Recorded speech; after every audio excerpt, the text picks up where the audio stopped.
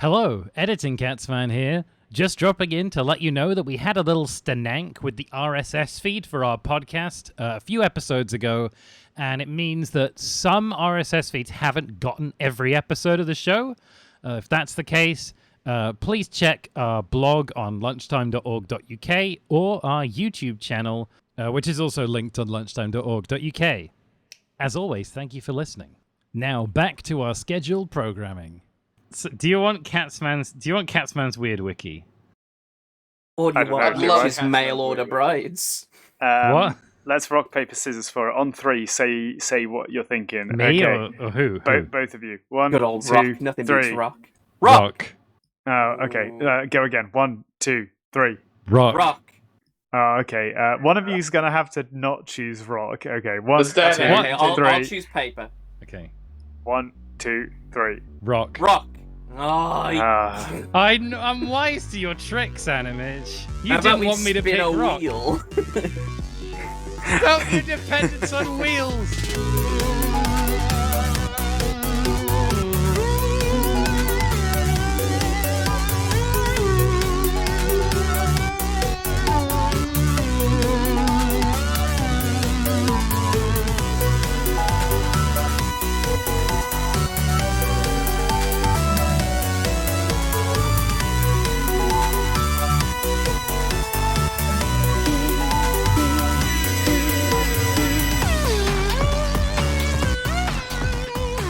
Coming up on this episode of the Lunchtime Podcast, Super Mario Bros. The Lost Nationalities, Catsman's Weird Wiki, Sexypedia, the theme park formerly known as Tayto World, and the Miyamoto Dossier.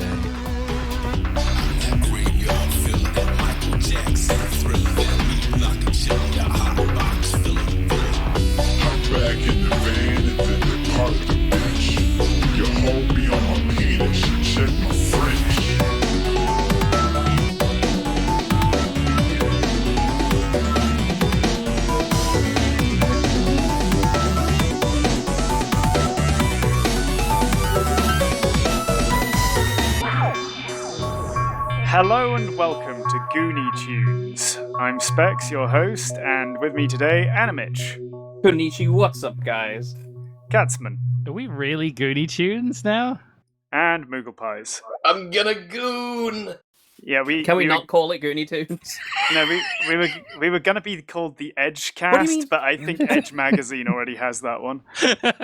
Bono and the Edgecast. Yeah, okay.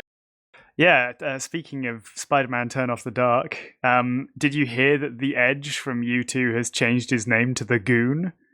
God, I wish that were true. Bono is still called Bono, though, unfortunately. Well, that's a bit rude, isn't it? Bono. It sounds like Bono. But his reverse name, his evil name, is Onob. Oh, knob. Yeah, if you play every U2 song backwards, it's all about fallacies. At the same time. Yeah. Condolences to Knob, by the way. All songs are about Sorry, phalluses. Name 3 songs about phalluses. Detachable Penis. Yeah.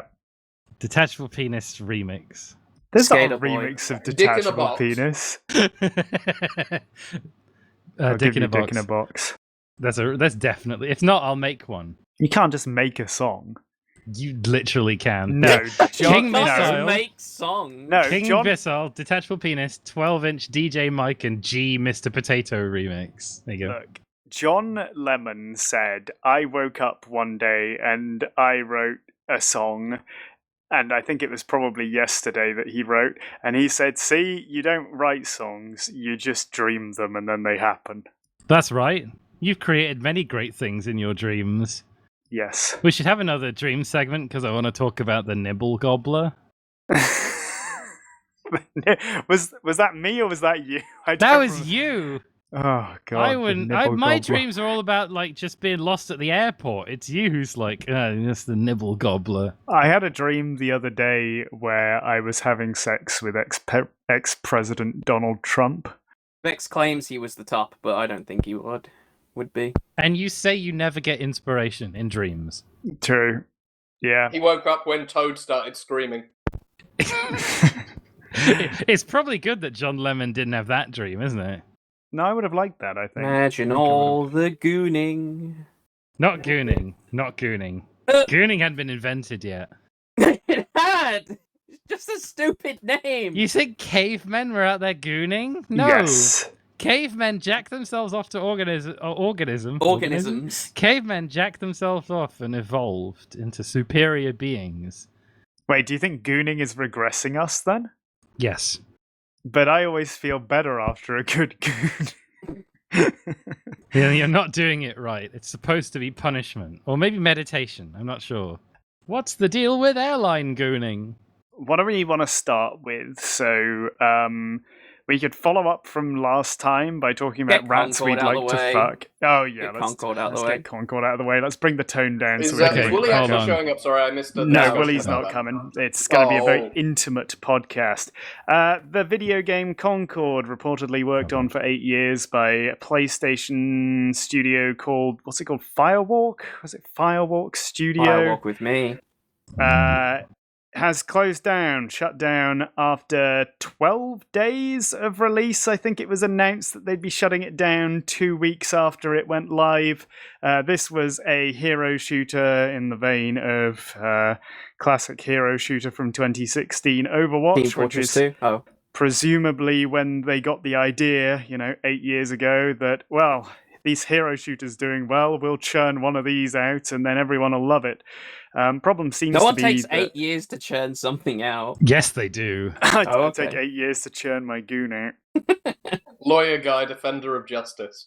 Hey, that's not churning. That's You're gooning that game out. I get I'm it. I get it. gooning that game. I'll never finish it. I think the one good thing about this shutdown is they gave everyone their money back, which, they didn't necessarily have to. I think they would have to. I'm going to be No. honest. I feel like not enough people bought it for it to even be an option not to give the That's money the back. thing too. I think it only sold like couple It's 25,000 tens of copies. thousands. 25,000 is the predicted sales figures, yeah. So I didn't really know anything about Concord until it shut down, which is probably quite telling of why nobody No. bought it. No, Sony pushed it pretty hard. It was like the main featured game in the last state of play. It had a whole 15-20 minutes. It had a big CG cutscene that was like, oh, this is going to be some awful Guardians of the Galaxy single-player game, and then they transitioned the gameplay. It's like, oh, it's going to be an awful Overwatch game too.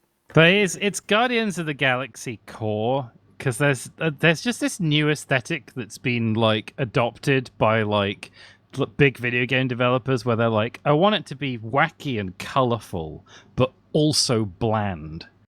Yeah, and that's how I would absolutely describe Concord's aesthetic, is just bland. Like, it's a good-looking game, but I don't like how it looks. Like, the graphics are fine, the characters are just boring, and everything's just kind of drab, and it's just sort of there. It's like Overwatch... regardless of whether you like Overwatch or not, the characters pop, they're all fun, they're all characters that you're like, oh hey, they look Oh, interesting, hey, I can do into that. maybe I'll give them a try. There's a bit of cynicism, I feel, in Overwatch character design, where they have their demographics for every single character, and they like try to hit like, this is the character that appeals to like people who drink green Monster. This is the character that appeals to people who drink white Monster. You know what I mean? But also, you can just, like, it's fun to look at the hamster and the ball and be like, I want to play as hamster in ball. I look at the Concord characters and I'm like, no, I don't. None of these appeal to me, really. I think one of the running theories is that they must have had like a massive like art direction change at some point, and originally maybe it was going to be like much more cartoony and I much more think it was meant stylized. to be cel-shaded. I thought I saw some artwork that was of the same characters in cel-shaded. I still think the characters' designs look bad, but they look a little better when they're in a cel-shaded aesthetic. We got to make it realistic. It won't Yeah, sell it's if it doesn't realistic. look real. PS5 it is known for The Last of Us and God of War. These realistic games. We need Concord to look realistic too. Otherwise, people will think it's a Switch game. I say something to this note every time, but what happens is every time a game is like a big success and it's something novel, instead of like spending their resources trying to come up with something equally novel, what big game companies do is they look and go, oh, this idea is an infinite money machine. And if we make a game that's just the same shit again, we will make exactly as much money. So if you think, I mean, it happened there was an MMO boom. You remember when everyone was launching their own like shitty MMOs? You remember when Guitar Hero got really big and both Activision and EA both maintained Guitar Hero, Rock Band, and multiple spin-off series that sometimes released like a game a year each? You remember when the Wii got really big and like Microsoft and Sony showed up like years later with just half-baked stuff? Hey, the Kinect sold like 8 million units in the first 60 days. Yeah, it was sold a it success. riding a hype of someone else's console. And also it took down multiple developers on its way out. Cloud gaming, collectible card games, battle royales, MOBAs, hero shooters, live service games, just an endless churn. Like, this one thing was successful 5 years ago. Great, here's 12 of them. That's it the goes thing! Because that reminds me, Sony, they're making 12 live service games by 2026? Is that right? Are they That now doesn't making shock 11 me. live service games? Because they've got rid of this one. It's only half the number that Square Enix are trying to make consistently, though. Well, you see, Well, Square Sony Enix had to make a plans lot to of launch live 6 online service multiplayer games games by the end of March 2026. to make up for all the NFT games they didn't make. Yeah, but what happened effectively is Square Enix made Final Fantasy XIV and it was shit, and then they remade it and it was good and it made all the money in the universe. And they've pumped all the money that they get, all those tens of millions per month from Final Fantasy XIV, into trying to find another fucking golden goose with a live service game, and it keeps failing consistently. It's interesting because I don't think this is the only big flop recently. I think the new Star Wars game was a big flop as well. I don't think you can say that. I don't think it's been out I long don't think enough that's to say been it's out been a long flop. enough yet. I think you're Look- thinking of Sea of Thieves, that's one. The quadruple A Sea of No, Thieves. not Sea of No, Thieves. Skull and Bones, Skull and Skull and Bones. Bones. Skull and And that was Skull in and Bones. development for years and years and years as well. Yeah. Is Skull and Bones free to play, or is that No. you had to buy that? No, you start to buy that. Suspects You me can buy like it you for, had like, to buy single that. You had to pounds buy now, that? That's I the think, same thing. That's the reason why Concord, because it was $40, which makes me still think that Sony was like, actually, this actually is kind of shit. We can't charge full price for this. Oh, but yeah, it's they only $40. Yeah. Let's have a look at things that have been successful recently. You want to know what's been successful recently? I'm gonna Launched say the same day that Concord died. Astrobot, Oh, developed by yeah. 60 people, has been a huge success, a critical commercial success. Everyone loves it. There have I've been heard- quite a lot of indie platformers that have been really good recently and that have done really well. And I've just been sitting here wondering, like, why is no big studio making a platformer? and I here comes think- Astrobot. Well, yeah, I think they just forgot that they could make platformers. And I really hope Sony are like, oh, we should make more platformers. We have Well, it all comes these back to- platformer franchises we've been sitting on for literally decades. Apparently, there's an Ape Escape level in the new Astrobot. There is. There yeah. sure I've is. seen it. It's cool. 'Cause It's they- not. So, It's not very substantial. I don't think anything in that game is very substantial, based It's a on Kirby what I've game. seen of it. It's yeah, a Kirby game, but what it reminds me of is something like Mario Galaxy mixed with like a casual Kirby platformer. It's a bit Sunshine, it's a bit Galaxy. Like, you have a similar hover mechanic to Flood from the looks of it. A lot of it that I've seen looks like the Mario Sunshine levels where you're in the void. yeah. But with a more Galaxy-esque aesthetic, because it's all a bit futury. I'm glad it's doing well. It's nice to see platformers maybe back on the rise. It is also just a big advertisement for Sony. Like, it's For all the effectively games an they don't advert make game. anymore. It's not just like an advert game for that. It's like an advert for the controller. Like, your little ship is the controller, and you activate it by like pushing all of the stupid motion control bits they put in it. But it's not just Sony stuff. They've packed in stuff from like third parties as well. Yeah. So you Things that are can- known to PlayStation. Look, everyone, it's the guy from Days Gone. Yay! Well, it's not just even that though. Like, I mean, do people care about knowing what these things are? Moogle, you don't understand. They're not zombies. They're freakers. This is There's a- very there's a- important. There's a Space Channel 5 reference in there. Oh, that's neat. Space Channel 5. I'm like, what?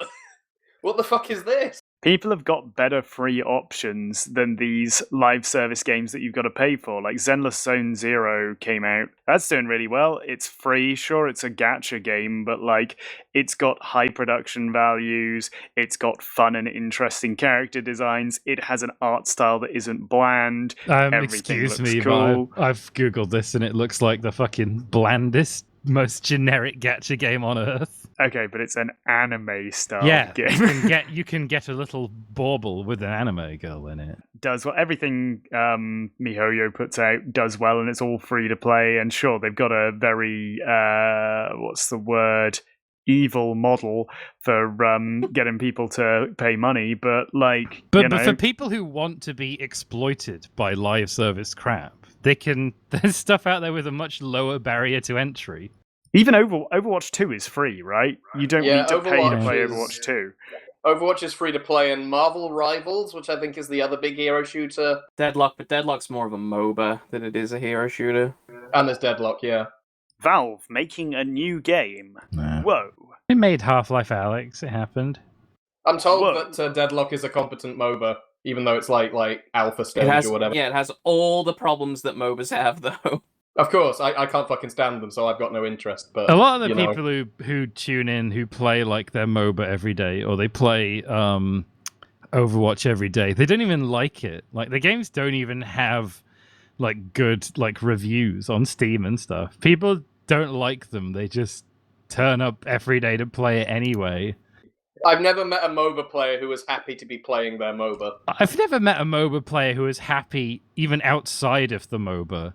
It's a shame Mike's not here. He could talk about his journey to recovery. Oh yeah, that's right. Mike's clean now. Yeah. Good for him. Do we think that Concord will come back as a free-to-play game at some Yes. point? Yes.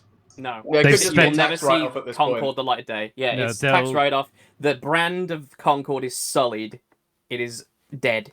No, Dead. because ever since No Man's Sky, game developers are like, we could. I still think we could make But this work. No Man's Sky was an indie game. 6 months later, it's going to be It was an Concord indie game, next. and it sold like 5 million. So money was being pumped into the studio, and they thought, okay, Sean Murray was like, okay, yeah, I can fix this ship. Is and this he your did. impression of a British person? Yeah. But You know, Concord Pete- is dead, 100%. Speaking You'll of, never see though, Concord Peter the light of day again. Molyneux's back. Have you heard? He's Don't coming back. talk about him. Don't Did give him a you platform. know? Did you know his new game is set in the Fable universe illegally? Even though Avalon, is that the name that Fable's universe is set? Albion. Albion is Perfidious that's Albion. copyright Microsoft, but Well- his argument is Albion is a generic term for the United Kingdom, so It is. therefore It is I just can contemporary. use it. Yeah, I bet Albion's not trademarked. It's like 'cause it's it's too like if broad. Peter Molyneux was like, I'm gonna make a superhero game about a bat, a man who dresses up as a bat, and I'm gonna set it in a place called Arkham because Arkham is A real from place. H.P. Lovecraft as Yeah, well, exactly, and that's what I said. that's royalty free, whatever, free real estate, free license. What's it called? Public domain.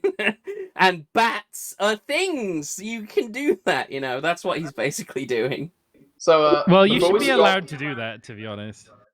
Before we stop talking about Concord, can we have a mark of respect for all the things that Sony killed in order to bring Concord to fruition? They killed Japan Studio. They killed didn't Japan kill Studio. Japan Studio. They can burn. They didn't they kill can Japan all burn. Studio. They restructured Japan Studio. There's a lot of what were Japan Studio employees working on Astrobot. Yeah, and Yeah. that's Like, it's No, the there's same- only where they all went 60 for. devs on Astrobot. Yeah, but it's though. the same people. It's one of what were the internal Japan Studio teams. So what about all the other Japan Studio teams? You can look up like Sony's like Japan Studio like teams, but the short story is most of them are still working on games.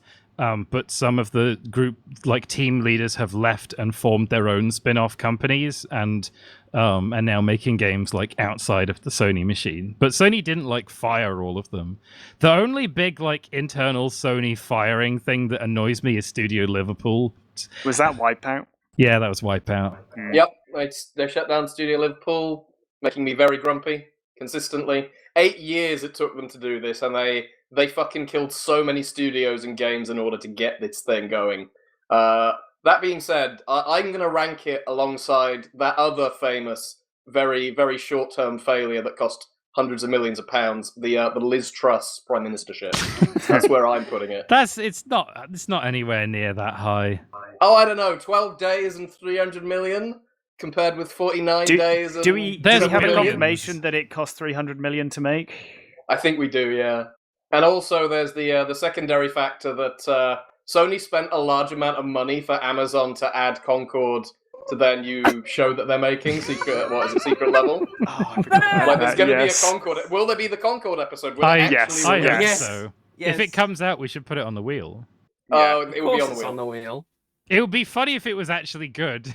Oh god, wouldn't it? The only remaining Concord media is going to be that. That's the other thing, like, game preservation-wise, there's no way to play this anymore, right? Like, even if you own the disc, it'll just be like, no. I know I don't consider any of these live service games to be, like, culturally valuable, but I do find it a bit sad that, like, 30 years from now, the only way you're going to be able to understand what the fuck like everyone was playing is to like watch a video of it that someone's recorded. I want to tell you about the lost nationalities of Mario Brothers characters. Yes. I was looking for... I can't even remember. I was looking for voice actors because while I was doing research for another segment of this podcast later, and basically Charles Martinet has been Mario most of the time. But very early on in the N64's life cycle, Charles Martinet was not the voice of Wario and he was not the voice of Luigi. There were just people from the offices in Nintendo of America who took up the positions as those characters for the original Mario Party, I think Mario Party 2, but not Mario Party 3, and for Mario Kart 64 as well, but only in the Japanese version. So for whatever reason, possibly because these are characters who speak English, they thought, well, we'd best re-record these so they sound better for the English version. So in the Japanese version of Mario Kart 64, Luigi is French and Wario is German. Is there a French guy named Luigi? And I'm going to find the comparison video so we can all have a listen to it. It's quite interesting because it's clear that like Charles Martinet kind of tried to copy what those people had done when he re-recorded the voice lines later. So you've got these weird prototype, almost placeholder voices for most of the characters in Mario Kart that were then reused for Mario Party as well. Oh! Oh! Yahoo! Yahoo! Here we go! Here we go! Mamma mia! Mamma mia! Wow, wow, wow, wow, wow, wow, wow! Ow, ow, wow, wow, wow, wow, wow, wow! Bingo! Ho, ho, ho, ho! Bingo! I'm Luigi, number one! Luigi is the top! Take that! I really like Luigi as the top. Here we go! No, he's not. Peachy! Yahoo! Bingo! Bye-bye! Bingo! Yeah, Peaches got it. Yay! Peaches had it! All right. Let's go. Get lady? Woo! Woo! Get lady. Here we go! Yahoo! Yahoo! Ow! Ow! Ow! Ow! Ow! Ow! Ow! Ow! I used that one in Mario Party. didn't Mario I? Party, yeah. Yeah! Yeah! I'm the best! I am the best! Okay! Fire! Fire! Here I go! Here we go! Why, ya! So I missed. Wah! I'm a Wario. I'm gonna win. Wario, I'm gonna win! Yeah! So the "do I missed" that everyone hears Wario say is actually "so ein Mist," which means like piece of shit in German. No, it doesn't. It's kind It does, of interesting that like what you're hearing what you've been hearing this whole time is Charles Martinet doing an impression of some guy who was in the Nintendo offices. Beautiful. And yeah, the thing is, this German guy, they chose him to be the voice of Wario because they were like, oh, we need someone with a deep voice who sounds a bit evil, so let's get a German guy. I think he's quite good. I think he does pretty well, yeah. It's interesting that they just let him talk in German. They were like, oh, just say something that sounds like something you'd say if you were upset in German. And so he says, so ein Mist. Luigi, the story behind the French guy who played Luigi getting the voice acting role is he really wanted to do it because he heard they were doing like casting, and so he gave someone a cool Magic the Gathering card to allow him to be the voice of Luigi. So he traded a Magic the Gathering card to be the voice of Luigi in Mario Kart 64. I mean, that's the rules. That's how the current guy who is Mario also got the gig. Yeah, I can imagine that.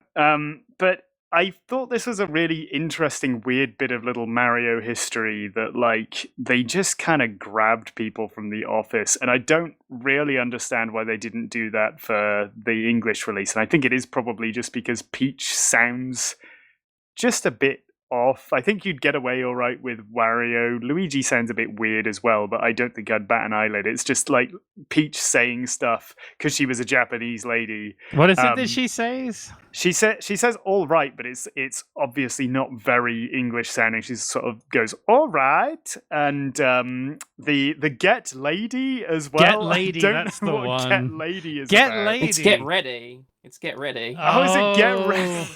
Yeah, exactly. Like you wouldn't understand necessarily where she was coming from with that. So yeah, I could see them re-recording that. I thought Toad was pretty good though, who is the same voice actress as Peach is.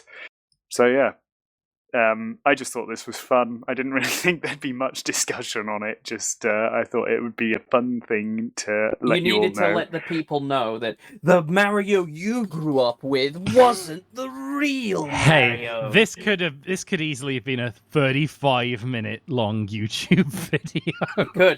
We could have spent 25 minutes reading the Wikipedia for Mario. Mario! You all know him, but I'll just explain the whole thing to you. And then the last 5 minutes will be us playing that, reacting to it, and then going, that's a bit odd, wasn't it? And then, thanks, like, comment, subscribe. Really helps me out, please. Really helps me us all out. Helps me out. Like, comment, and subscribe. Really helps me out. When you say that, did you know the subscribe button, like, bulbs up? No. You say that? No. It does. No. Watch this. Everyone watching this on YouTube, watch the subscribe button when I say subscribe. See? Did it. You're full of shit. I'm telling you. It's real. Someone else do a section, and then I'll do my big section. I want to talk about my weird wiki. Yes, please do. I had to make sure I was pasting this into the right chat, because the other chat I have open is my family chat, and I don't want to explain to them why I linked them to Sexypedia. Oh, yes. We both stumbled across Sexypedia for the same reason, we think, I right? can't remember. Yes, we were looking up characters from the game Y2K, or it's pronounced Yeek, as it's often pronounced, and several of the characters on have Sexypedia entries for reasons I don't fully understand. So Sexypedia is a list of all characters who have the properties of being a sexy man. Now, this is a gender-neutral term, so, anyone can be a sexy man. You don't have to be a man. But the sensibilities of the people who put this wiki together are absolutely insane. It's never like the obvious choice for a sexy man. It's always like, yes, Bill Cipher, or Ebenezer Scrooge, or Norman Bates. I'm going to post you some examples of some sexy men, and you can tell me whether you agree with them. The Batter from Off is in here. That might be legitimate, though. Although he is there's a lot of murderers on this wiki, to be honest.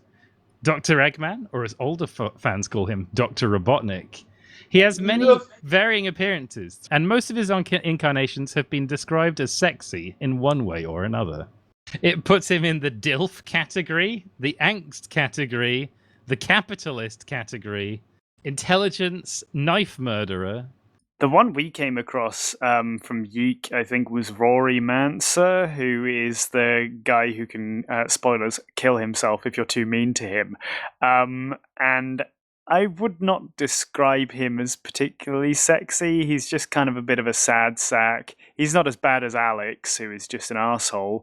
But I think if you were going to choose a sexy man, it would probably be Michael, because he gets his shirt off. He does take Michael. his shirt off, but Rory is the sexy man of Yeek. I agree with that statement. Here's Chef PP. The creator of the source material is known to be controversial. Content warning. So many content warnings on the page for Chef PP. Distinctive voice. DILF. Duality. European. He was born in France to a Welsh father and a post-Roman mother. Dr. Cagliostro Loboto. Dr. Caligosto Loboto. Tricelian. Lego Joker. Lego Joker. There's only like 2,000 pages on this, but there's very specific things. Yeah, Norman Bates is on there. Dick Dastardly is on there. Oh, Big Brother from literally from 1984 is on there, which is incredibly funny to me that somebody read 1984 and was like, this Big Brother guy sounds sexy as fuck. So I can see that this list isn't exhaustive because there's no pen here. Like, there should be at least one of the pens here. There's no sexy man in Pen. I don't think that's true. What are you It talking is about? true. Fucking Mr. Haunted, or whatever his name is, who runs the spook track. Vector the Crocodile. That's understandable. Interestingly, Axel Gear from the Sparkster series, who is a rat, is on this wiki. Add him to the list. Add him And to that's the list. confirmed. That's the will of the people. He's a rat we'd all like to fuck, apparently. Ness's dad from Earthbound. The character picture is just a phone. Archetypes. Capitalist. DILF. Is he a capitalist? He's always giving Ness money. Is that capitalist? Well, he's away on business. How can you give money unless you are a capitalist? And he gives Ness absurd amounts of money. You know, if you call him at the end of the game, he's like, here's your allowance, Ness, and he gives you $200,000. Oh my god. So, if you Nabbit is in here. if you go to community at the top, you see pages to add, and you can see from going back 3 years, you can see a long list of people wanting certain ones to add. They don't want to do it themselves. They have a request list. Oh, Heathcliff's on the list. Well, good. Heathcliff is a sexy man. The great Spoiler and warning, powerful banner needed. Kuja is on the Oh, it's list. Heathcliff from Limbus Company, not the one we know. Oh, I have no idea who the fuck that is. I love Heathcliff, though. Who the fuck are all these people? I do not recognize a And then if you single click name. the link, there's like it's like an application form the person's written out. John Arbuckle is here. Oh, here's Courtney Gears from Ratchet and Clank 3. Class Euclid? You're not writing a fucking SCP. There are SCPs in here though. What, NordVPN? Why is NordVPN a sexy man? Oh yeah, NordVPN is definitely a sexy man. Oh, the Noid's here. The Noid? Thank Yeah, God. That's fair. He's in the suggestion. He needs a proper write-up. I know he is a kid, but he came back in 2021. Also Is he a reminds... child? Is he the still- Noid's a child? Is the Noid What? a child? I don't You think need the to get Noid Lloyd is to a help us. child. I felt violent thoughts towards him. I feel like there's a lot of people in the pale twink category in this wiki. The angry video game nerd is here. Tropes, clown, mysterious, pathetic, suit guy. John Arbuckle. We should get lawyer guy on this wiki. Maybe I could covertly Yeah. add lawyer guy. I don't think you need to worry. You could just put it in the to-do. Put in the Someone to get else someone could else to do do it. it. Yeah. Archbold Asparagus. Saul Goodman is on here, obviously. Xavier from Xavier Renegade Angel. The TARDIS from Doctor Who. What do you mean, the TARDIS from Doctor Who? You heard him. I heard, but I did not understand. As a Doctor Who fan, I can confirm that not only do people simp for this thing, especially its fan humanizations, but it's canonically a sapient identity. Basic information, the TARDIS is essentially the deuteragonist of the franchise, a sapient spaceship taking the form of a police box. It is the Doctor's primary companion. People on fucking Sexypedia are like, is it sapient? Then yes, would. Have a look at this link. It's Judgment Boy. Has anyone heard of Judgment Boy from Gregory Horror Show? I know of a Gregory Horror Show, but I've not played it yet. His body is a triangle with 2 5-ton weights attached to it. Yeah, but he's got gold form as well. If you look at In the gold evidence form, it's 2 10-ton weights. Holy shit, he's made completely out of gold. This changes everything. That's sexy as fuck. There's no one from Yakuza in this list. What idiotic list. Salad fingers. Salad fingers! Rusty spoons. Oh, wait, is Majima Goro here? Yeah, Majima Goro's here, of course he is. Well, good weird wiki. I think it fits that category of weird wikis of why did you make this? Why did this need to exist? Do you want to talk about Who's Lila? We can do the document. We can do the dossier afterwards. Okay. The dossier should be the last thing we do. I feel like today. Okay. All right. Who's Lila is a psychological thriller horror game made by indie game, and it's all one color and short. You're Change really the color, though. you're really under-egging it here, Specs. Okay, you do it. I can't. I mean, you sound like your brain's a bit fried, to be honest. You do it. He's been spending too long looking at Miyamoto's lies. He doesn't understand what truth is anymore. His brain was entirely... Who's Lila is a sort of horror adventure game in a monochrome style in which you play as a guy who cannot unconsciously make facial expressions, and the quote-unquote gimmick or unique feature of the game is that there is a character portrait at the right the whole time, and you can like drag on it with the mouse to make it make a facial expression, and you always say the same things pretty much, but because you can change your facial expression, it will make people react differently to you, and it will put you on different tracks in the story, and there are a bunch of endings that you can get, and there is a central mystery that you can unfurl. And Wooly suggested that we play it, and now she isn't here on the scheduled recording to defend it, because I'm not sure if the rest of us like the game that much. I think it's okay. Yeah, it's okay. Before I talk about anything about the game, I just want to say that when I went into it this morning, oddly enough, my opinion was Wooly's recommended this. There will be a David Lynch reference, and there will be some kind of cosmic horror. And I was right on both counts within 20 minutes.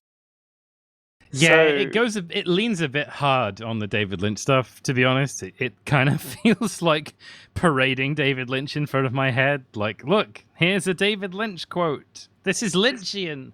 Wooly Shambler, you are absolutely transparent and predictable. Let's get new content. The story of Who's Lila is you're a guy called Matthew, right? No. Michael. No. William. You're not. William. It's William, and you're not William. You're not William. No. But that's the twist. You've ruined it. Yes. Thanks for ruining the twist. You can figure out the twist in like 10 minutes. So you're William. Yeah, it doesn't take long. And a girl has gone missing, and people think that you're responsible to it. And so you're you as not you as you, because you is a different character, but you as in yourself are trying to piece together why people think that you're a suspicious and a suspect, and trying to figure out what's going on. I should point out that the plot device is that, you know, you wake up as this character, and like when you talk to people and interact with things, he says stuff, and there is obviously a story that the character that you're playing as knows, but that you, the player, are not party to. And that's the aspect of it that you have to piece together. Yeah. It's told, I mean, a lot of the story is told through a backstory that you just kind of unlock randomly at some point. I can't remember how I got it, but at some point you learn that William went to a party about a week before the events of the game. And then you get on the bus and you go back in time to view the events of the party. It's like, how to describe it? You have a number of locations you can go to once you learn about them in the game. And once you learn about the location the party was at, when you go to that location in the game, instead of actually going to the location, it just gives you a flashback to the night of that party, which is where you learn a lot of what people are hinting at throughout the rest of the game. Because the game is sort of non-linear, depending on which endings you get first, you piece it together in a different order. I got that quite early on. It was like the third ending I got, I think. So I was fairly clued into what happened in the past for the rest of my playthroughs. I don't know if everyone else kind of got it early or late in the game or what. I just watched Mitch play it, and I think he got it around the middle, which I think is probably the best time to get it, because then you can play like the back half knowing more of what went on. I spent about an hour playing it this morning, and I haven't, but it was the next thing I was going to do. I unlocked the Wheel of Fortune ending and the Justice ending, which are two bad quote-unquote endings, if you like. The game has like 14 endings, and they're pretty much all bad, to be honest. Yeah. Nothing Yeah, I think good they would happens be. in this game.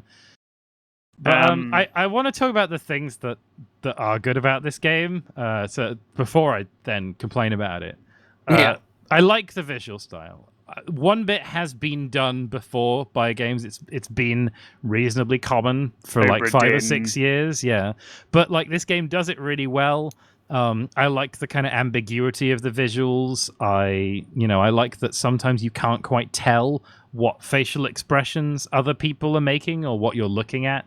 And I like all the visual tricks they pull, like with the character portraits suddenly becoming 3D and like walking around in the character portrait, and some of the surreal visuals. And the sound similarly is good, and it's very David Lynch, like Twin Peaks. It's very unsettling. It's very unsettling, just generally. Yeah, the general vibe is. And I think the way the central mystery of the game unfurls is really good. How you like slowly piece together what happened, and like you begin to like understand holistically everything that's going on. At some point, it's not at some point, it like slowly clicks together over time, and it's a really good reveal, and I like that a lot. I like that. I mean, it was slightly annoying, but it does some interesting things with like augmented reality, not in the way that you'd like put on a headset and goggles, but like that's virtual reality. Yeah, you at some point in the game you get an ending which says, now if you launch this other program that you can download from Steam, you'll get some extra hints. So you get like a companion app where there's what's called a servitor. He's a demon. He's called a demon. No, he is a servitor. He's called Demon. We'll get on to that in a bit when we explain what the sort of outcome of the game is, I suppose. We'll like tell you stuff when you go into certain rooms anyway. So you'll just get this funny voice that tells you to like look in a cupboard, or it'll tell you what number to dial on a phone that you didn't have previously and stuff like that. And then you've got to go to a website at one point. Like you learn something about the murder victim at one point. Like you find her phone, and then you can go to her Twitter account in real life, and there are answers to puzzles on the Twitter account, which I thought was kind of neat, because I've not played anything that does similar in quite a while. I think that stuff has all been done before, but I won't knock it for being completely like... Not like it's cool the way it all fits together. Yeah. Although who knows if Twitter's going to exist in 3 years? Will this game become fucking unplayable? The other thing that I like is I like the facial expression thing, or at least I did it first. There's basically only 6 facial expressions you can make, and sometimes it can be kind of annoying just going back to each conversation and trying different facial expressions. usually your face changes without you wanting it to as well, so you've got to like try and repeatedly drag it back into the right shape that you want. Eventually I turned that off. There's an easy mode where you can just like stop your face from changing on its own, because I just wanted to get through to the endings and I didn't want to have to keep playing the face game. I think it's underutilized for a lot of the routes in the game, and although it's a neat idea, it doesn't really get used to its full potential as well. The main like marketing for the game is like, oh, control your face, and it's in the description on Steam, it's in all the trailers. But yeah, I could count the amount of times I did it and the amount of times it mattered on one hand. Yeah, that's what's really disappointing, is not only do you have a very limited number of facial expressions you can actually pull, and it just says what expression you're pulling, and it's like a binary thing. Either you're pulling that expression or you're not. But there are, I'm going to say, a single-digit number of times when the facial expression you're pulling actually matters. I feel like the only scenario where that like gets really good is probably the police interrogation scene. Yeah, like it really, that was the last thing I did. really feels like it's working at that point, but it's like such a small chunk of the game. I wonder why more of the conversations in the game didn't work like that. Yeah, it feels like something that was made almost entirely for that scene, and then it's really an afterthought in most of the other routes. There's one time when you're having a fight on the roof with some guy, and it doesn't actually matter much what facial expressions you pull. There are three endings to that outcome. In one, you get beaten up. In another, I think you die, because you get beat up so hard. And in the third You get thrown ending, off the roof. yeah, in the third ending, you just have to pull the same facial expression over and over again, and it's kind of hard to figure that out. And there's like sort of 5 or 6 like face checks on that. So to work out what the secret outcome to that is, where you win the fight, you would basically just have to like keep going through the facial expressions, and it just got annoying. So I looked it up. I was like, what am I supposed to be doing here? Oh, I just need to pull the same facial expression over and over and over again. Yeah, there's a handful of endings that are just like, you just have to look it up in the wiki. There's no other way you would know to do this random ass combination of things. That's really sad, because one of the second route that I played through is where you sneak into, what is it, Martha's house? Martha Jennings? It's the name that's in my brain. Apartment. And like the guy who lets you in, or that opens the door, accosts you as you go in. And the first time I went in, I like smiled and tried to charm my way through. Doesn't work. Like, you go, okay, well, I'll leave. And the second time, I just randomly pulled disgust faces until he just let me in. And then obviously you get that route there. Like, it's disappointing if it doesn't do more of that throughout the game. That's another That's what good I was bit, expecting actually, when I went into it. But yeah, those moments, I'd say, are kind of rare overall. That's a real shame. Because that was the good part. That was I liked about it this morning. On the topic of that sequence, actually, I think that's probably one of the best sequences in the game, other than the police interrogation, because there is like a real horror feel to it. It is freaky, like being in the room. It's freaky when he like kills her and her face like morphs into that thing. Yes. The game has one or two really good horror sequences, but again, a lot of the endings just play out and there hasn't really even been like a horror sequence. Yeah, I must have just picked the 2 of the endings that have that kind of unsettling horror vibe to it, because I went straight into the fucking boiler room and I did that. Yeah. Oh, and then having got that ending, I went straight and did the fucking Martha thing and got that ending. Yeah, those are probably the 2 best horror moments in the game, I think. Yeah, when you're in the fucking the boiler area and the guy tells you, oh yeah, follow the music. It's like, okay, follow the music. That's not that difficult. Fine, whatever. And then like you have the close your eyes. Yeah, scene, that's like, great. I didn't even look at what I was seeing. I was too busy looking at the portrait to close the eyes. I have no idea what it was. For all I know, it was absolutely nothing at all. Just some person. But like I went straight there. Like that was fun. Yeah. There's a couple of interesting bits where you go into like first person sections as well, when you are basically inside of William's brain or in his mind, which are kind of interesting. I think there's a few things in this game that like it does things you're not expecting, and you're like, oh, that was really cool. Where suddenly, like, there's a shift in the graphics or there's a shift in the gameplay. But there's a lot of bits that are just kind of frustrating and annoying. Like, speaking about it's not really so much in the boiler room section, but there's one section where you are kind of thrust without explanation into a section where you have to hide from a guy who's trying to kill you.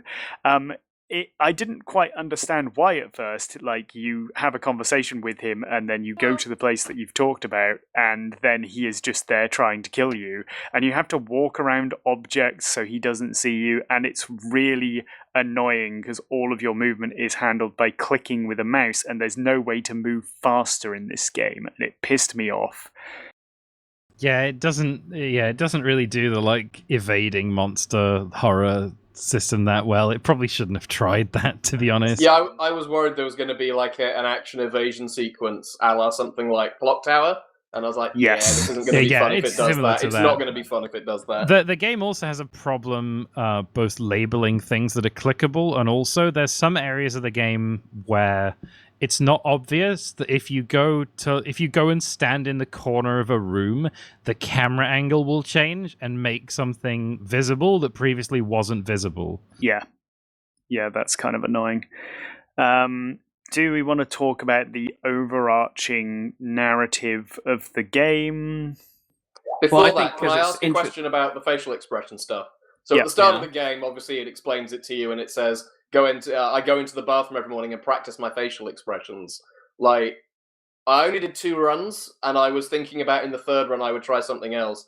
I assume that one of the gimmicks is that those are default expressions that the game tries to push your face to in pressure situations. Yeah, there's no hidden ones. That sequence exists A as a tutorial, and B because there is one ending that you can only get by making a very specific sequence of expressions in the mirror. Interesting, because like when you speak with like your classmates down in the school, like obviously they say, what's her name? Why can't I remember her name? Tanya? Tanya's missing, and your face tries to like twist itself into a smile if you've smiled at the start. And I went, oh, okay. What happens when I think that's kind of your random. hated enemy dies? I think like, it's I will random. smile. Yeah. Like, okay, yeah. So I was wondering if it twists into different faces depending on what you put there. No, I think that's all random. I think there is an instance where if you smile when your hated enemy dies, you get a different outcome later. You get a different ending. Yeah.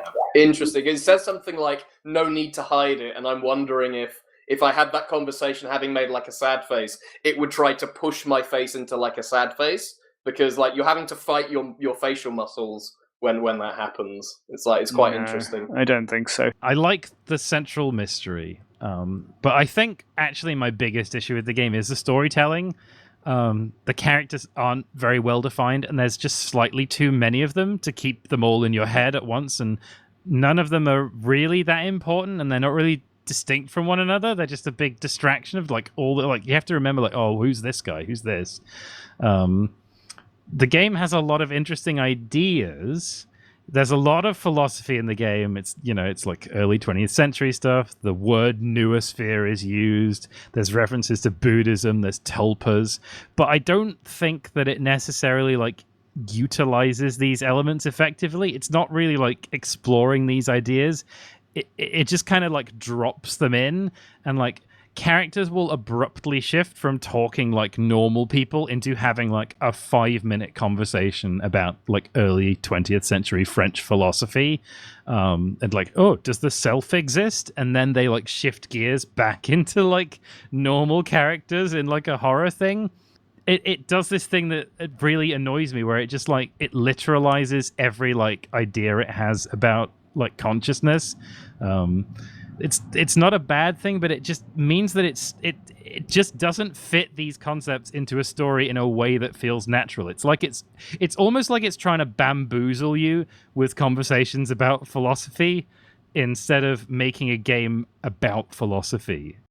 I think it's interesting like, I don't know how much you guys knew about tulpas before starting playing this, but like, as soon as the word tulpa was thrown in, and I think like you walk into a classroom and there's two students talking about tulpas, and I was at that point I was like, okay, I know what the plot is, and that was on my first run, and I was like, okay, so I'm not playing as William, I'm playing as William's tulpa, who has taken control of William and has committed the murder for whatever reason. We'll figure that out later. Like, it became very obvious just from like a key word. It was like, okay, I know what the plot is now. That wasn't my interpretation of the story at all.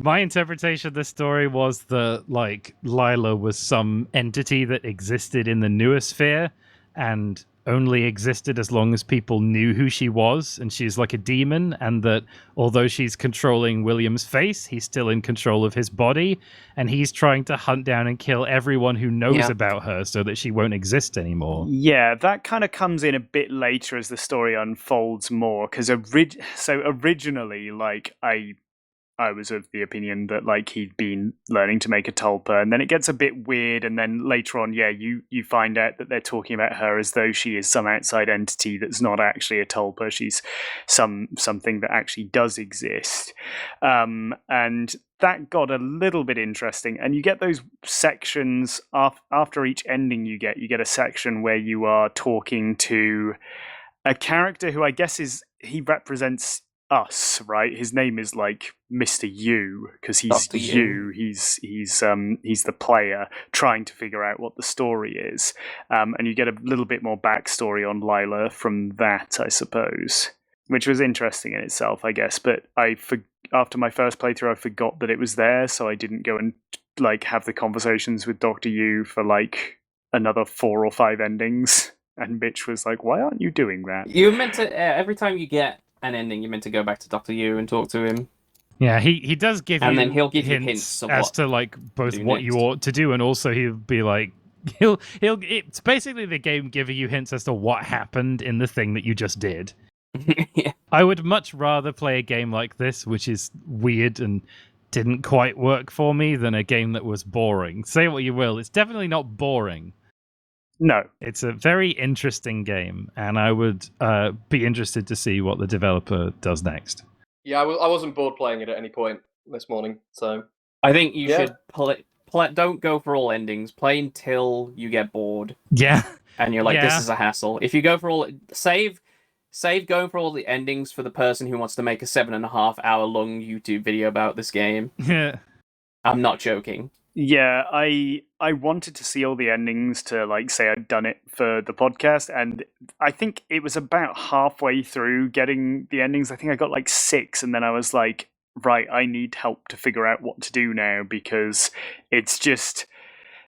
it's quite hard to figure out where you're supposed to go and what you're supposed to do for some of the endings. So I ended up using a guide definitely for the last few, and Mitch and I think Cats gave me some hints along the way for ones I'd missed out on.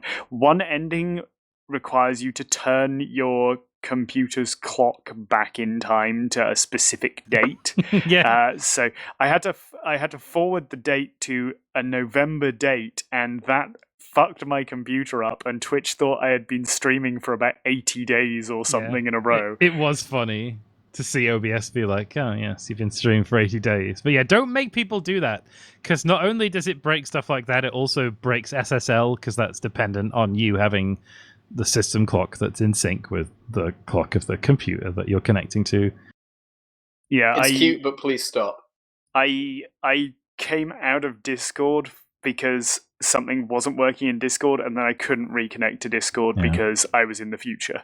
Yeah. It kind of feels like there's so many ideas in this that have appeared individually in like other creepy games that like did the rounds in YouTube videos, or in Twitter posts or Twitter videos like 5 or 6 years ago, like changing the clock or leaving TXT files with the game info, closing the game and then reopening it and it's different, all that stuff. It really just feels like they collected those kind of ideas and then just threw them all in.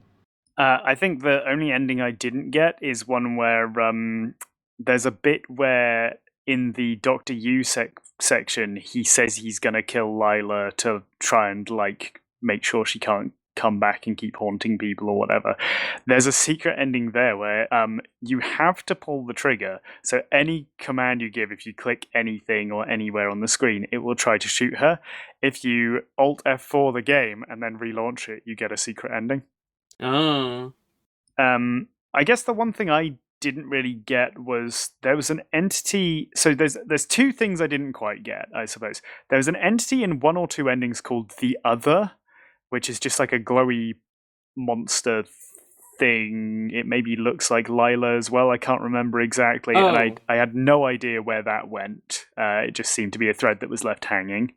I thought that was Lila controlling Matthew. William? Why do I keep saying Matthew? Who's Matthew?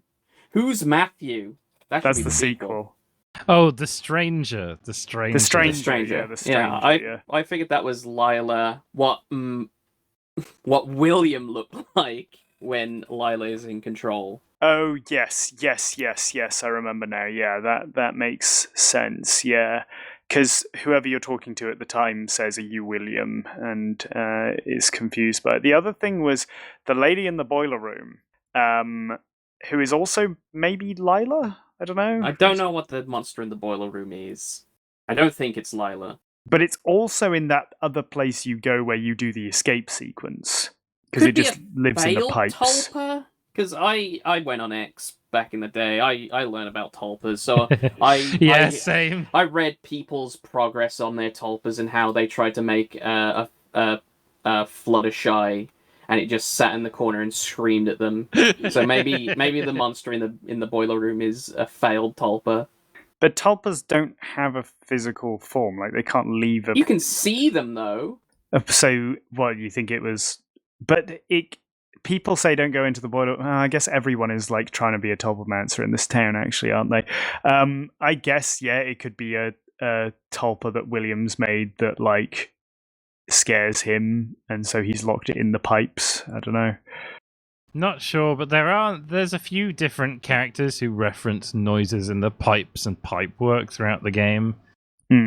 I think that's also quite like David Lynchy, like how electricity and like wiring is a big thing in Twin Peaks, right? Like I think it's going for that kind of feeling.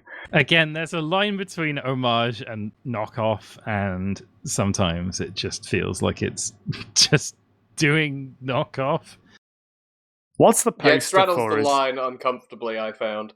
Is it a blue velvet poster that's in the room of the girl that you Yes, murder? there is just a blue velvet. We get it. And it says it's the only cool thing in here. But yeah, I had a fun time with it for a couple of hours.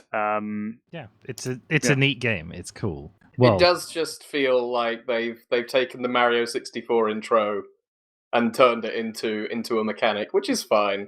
Like, well, if it had more making faces, if you've not used it that well in the game, that's really unfortunate. Yeah, I think one thing is if it had more faces and more branches that only depend on what face you pull, and also maybe if it didn't tell you what face you were pulling and you just had to like guess what you think that expression is, or if it was like more difficult to pull faces, or if you had more time to react. It kind of tries to do that where sometimes it like pulls away from you, but I don't know. Yeah, just like focus in more on a smaller number of ideas.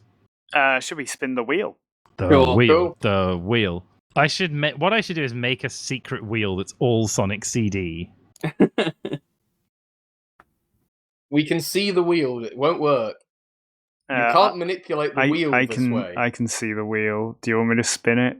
I mean, I would trust Animitch's honor, but fine, I'll look at the wheel. It's here. They're all here. There's just so many options on the wheel that it won't show us what's on the wheel. Mate, if we get Chibi Robo, that'd be nice, wouldn't it? I need to finish that at some point, yeah. Okay.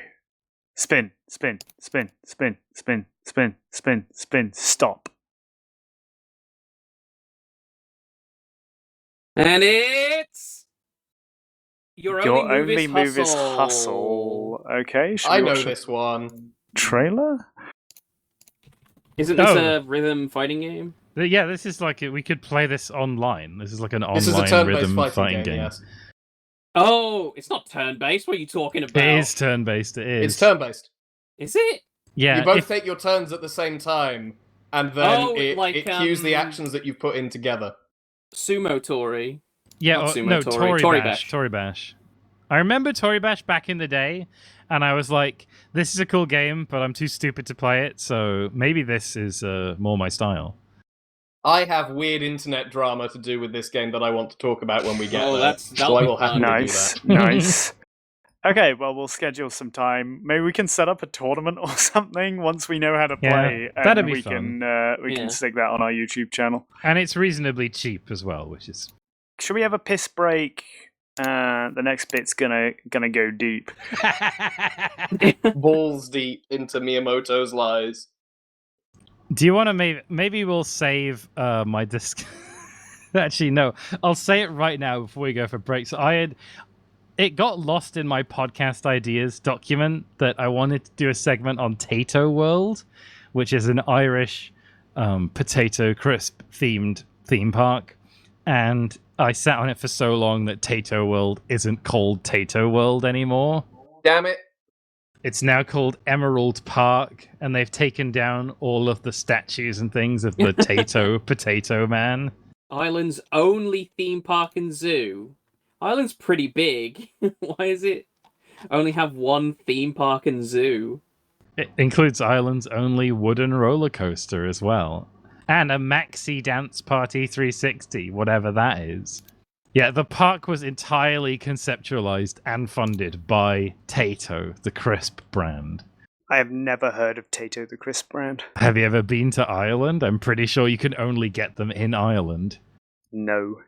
Googling Tayto World just gives me pictures of people with a tattoo of the world on their arm. It just thinks you're a bad speller. The Wikipedia page for it also has an incident section. A number of minor incidents have occurred within Emerald Park, aka Tayto World. Apparently, the company just used their employees to test, quote, whether the slides were safe or not. Can you imagine being like a teenager working for Tayto World and your supervisor is like, can you slide down that slide to see if it's safe? And they had like a man dressed up as Mr. Tayto who would stand for pictures with you. Is his name Mr. Tayto? Yeah, that's Mr. Tayto. That's a bit close to another branded potato-based man, isn't it? He's waving from the park sign. His name's not Mr. Tayto. His name is Joe Spud Murphy. He has a Miles Tails Prower type name. Do you think they called him Spud because he looks like a potato? No, he's actually just a man. Completely unrelated. Completely unrelated. It's just coincidence. But he is a potato. He is a sentient potato. I've got a sentient potato in my kitchen. I think We are all potatoes on this blessed day. Matt Dodds came over and he complained. He was like, I've seen the overgrown potato you have in your kitchen. And I was like, let it do its thing. It's trying to find light and water. Aren't we all? I'm going to tell you all the attractions that they have at Tayto World. Number 1, admissions and gift shop. That's on the list. Number 2, the Argentinian Grill. Education Center. Yeah. The Outback Restaurant. The 2 restaurants. Yeah. I'm just going to go through the good ones now. They have a tea house in the treehouse. Thought you were going to go through the good ones. His name is Mr. Tayto because they have a Mr. Tayto meet and greet point. His name is Joe Spud Murphy. I am a Mr. Tayto truther. They have a party bus.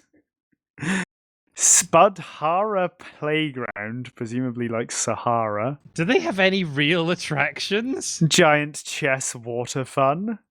What the fuck is Giant Chess Water Fun?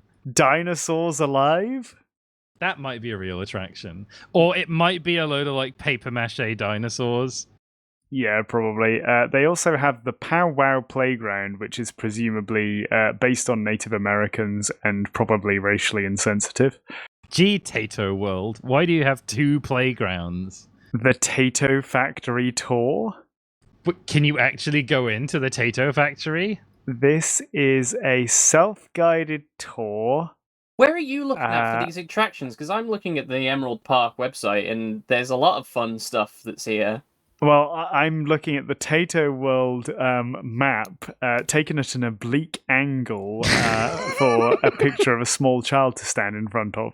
Where? Show me. They also have an Eagle Sky You're Adventure making Zone. this all up. I found pictures of the Dinosaurs Alive exhibit, and they're all right. They're like a mini golf course level of dinosaur. Yeah, those are fine. I've seen worse dinosaurs. Oh How man, old they've is got like this a dead attraction dinosaur sign? there that's been eaten. Twisted Chip. Is there a ride there called Twisted Chip? Are they all named after potato-based things? World of Raptors. No, it's just Twisted Chip. Oh, the coaster is named after, how do you pronounce this? Cuchulainn. He's like an ancient Irish hero, like a legendary figure. Good for them.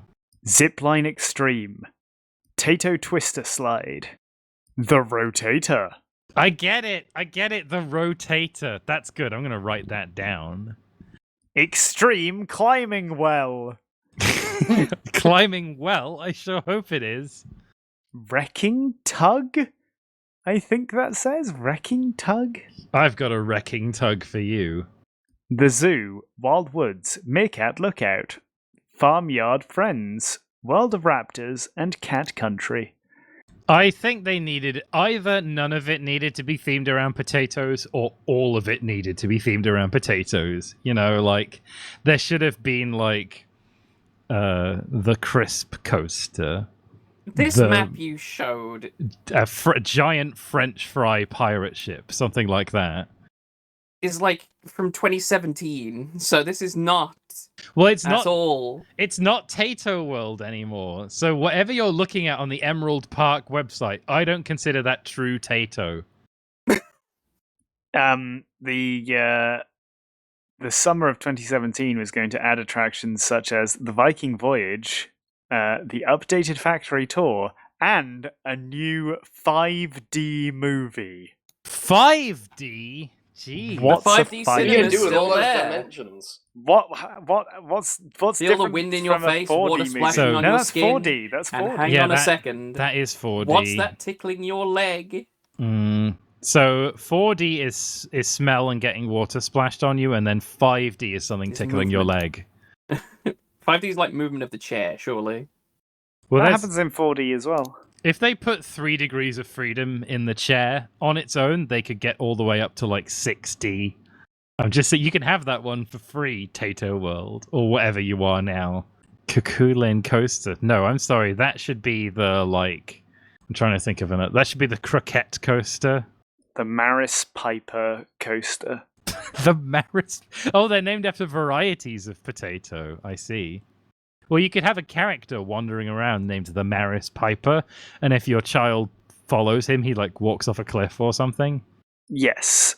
What attracted your obsession with this particular theme park, Catsman? Because it's themed around crisps. Not Next question. anymore! No, that's the ultimate irony of it. That the one thing that attracted to me to Tayto Park is no longer true. Is that not a sign of the times that we live in? Is that not how the times are in these times? Truly. Okay, so I have, for the last few weeks, possibly months, been reading every interview with Shigeru Miyamoto since about 1986 onwards. I have made my way up to around 2006, 2007.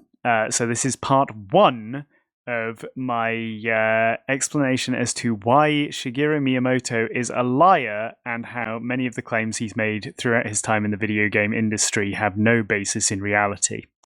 We'll start off with a little reminder for everyone of who Shigeru Miyamoto is.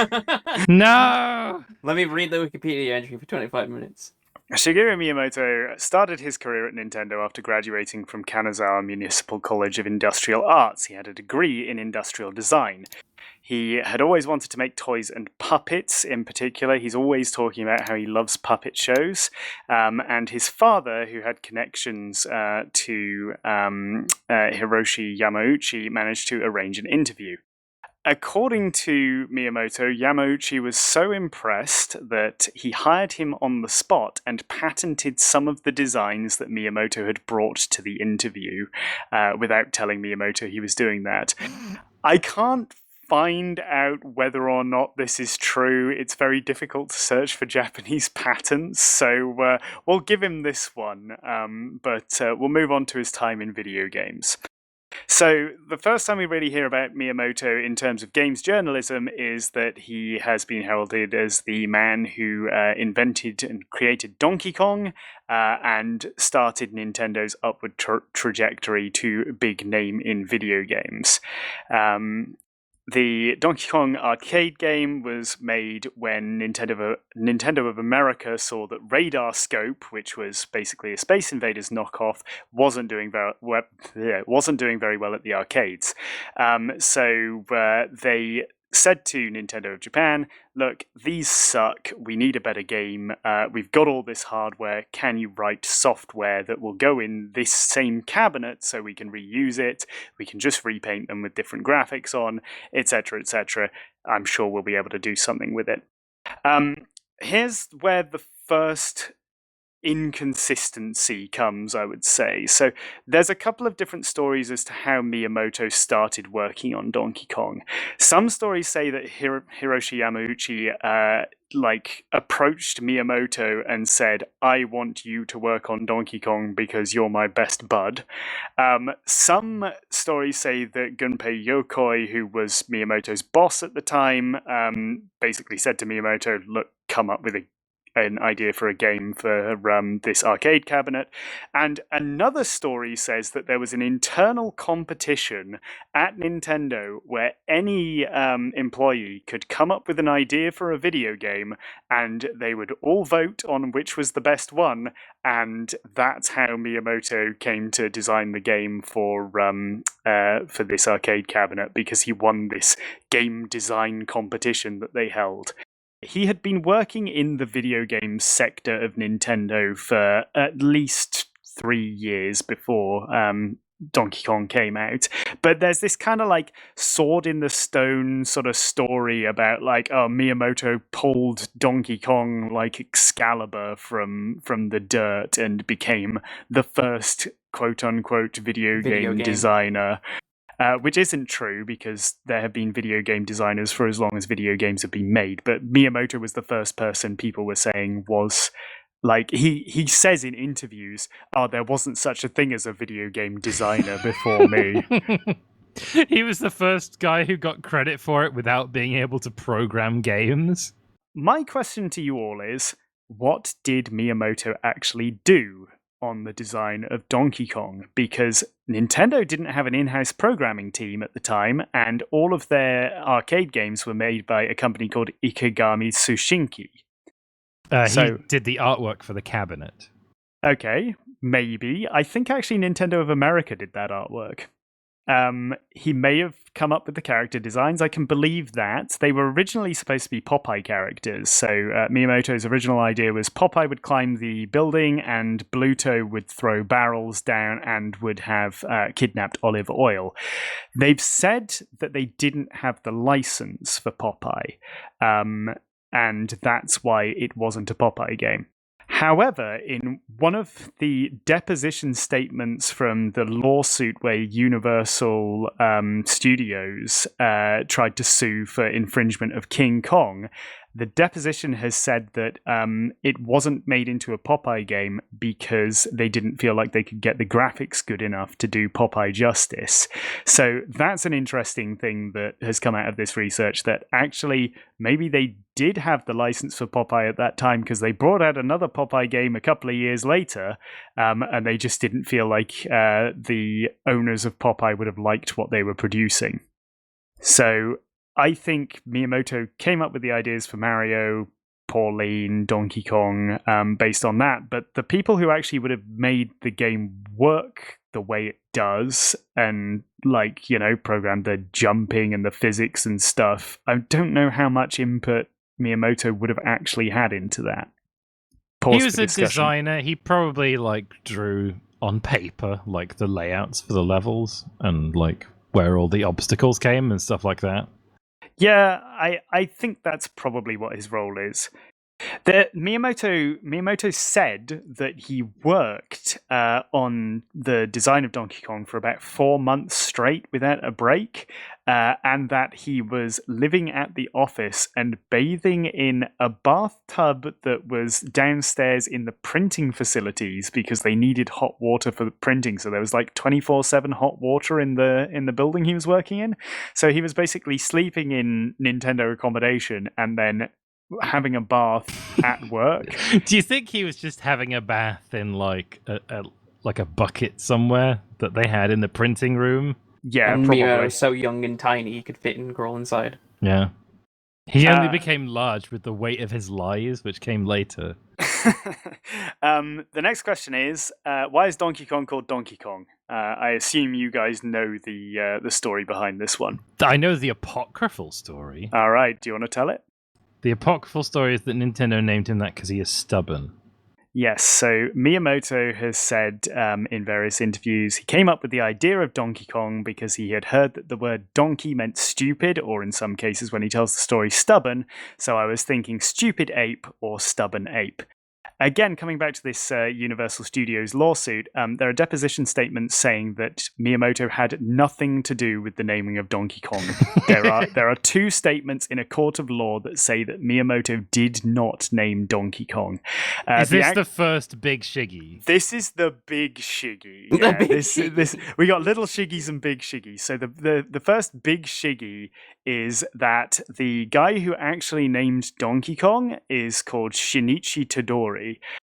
He was trying to translate the word tonma, which is a Japanese word meaning stupid horse, into English. It was either Gunpei Yokoi or Hiroshi Yamauchi who gave final approval of the name, and there were a number of names submitted, including things like Funky Kong, who obviously became a Kong later on, Funny Kong, Kong Dong, I think was one of the Kong names.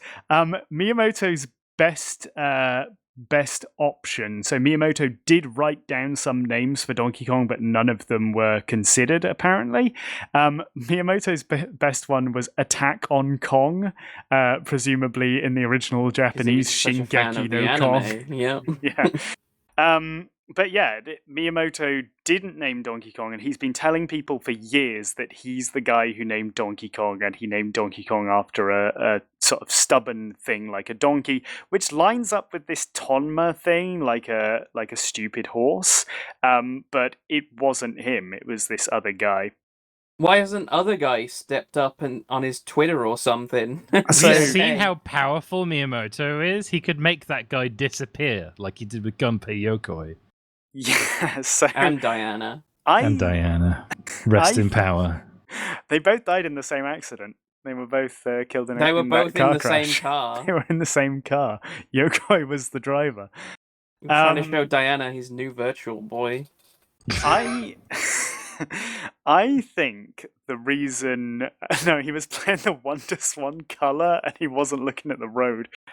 I think the reason nobody has corrected Miyamoto on this is because I think this is all marketing spin. A lot of what Miyamoto was doing at Nintendo at the time was based around marketing, so he used to do a lot of the packaging designs for video games and for their toys and things like that. So I think he was a guy who knew how to publicize, and Nintendo have jumped on that and been like, look, if we can get someone who's a little bit charismatic and knows how to talk in front of a camera in the right spot, we can create this myth of a singular video game developer who goes on to make all of our big name video games, and have kind of an icon that people can look to and be like, you know why Nintendo's got good games? Because they've got Shiggy Miggy. The immaculate conception of Donkey Kong. Is this just Peter Molyneux, but without the failure? Yes, it is. Well, Microsoft did try to sue Peter Molyneux when he announced that he was making a new Fable game, or a new game set in the Albion setting, but when they called him up, they just got a baked bean salesman. Yes. Meter Polyneux, that was his How name. many times are we going to tell the baked beans salesman story on this podcast? Do you think that's completely made up as well? Do you think that's a Shiggy? Do you think he It ever could sold baked beans? Maybe he didn't. Maybe I got to do a deep dive into Molyneux at some point. But everyone knows Molyneux is a liar. No one knows Shiggy Miggy is.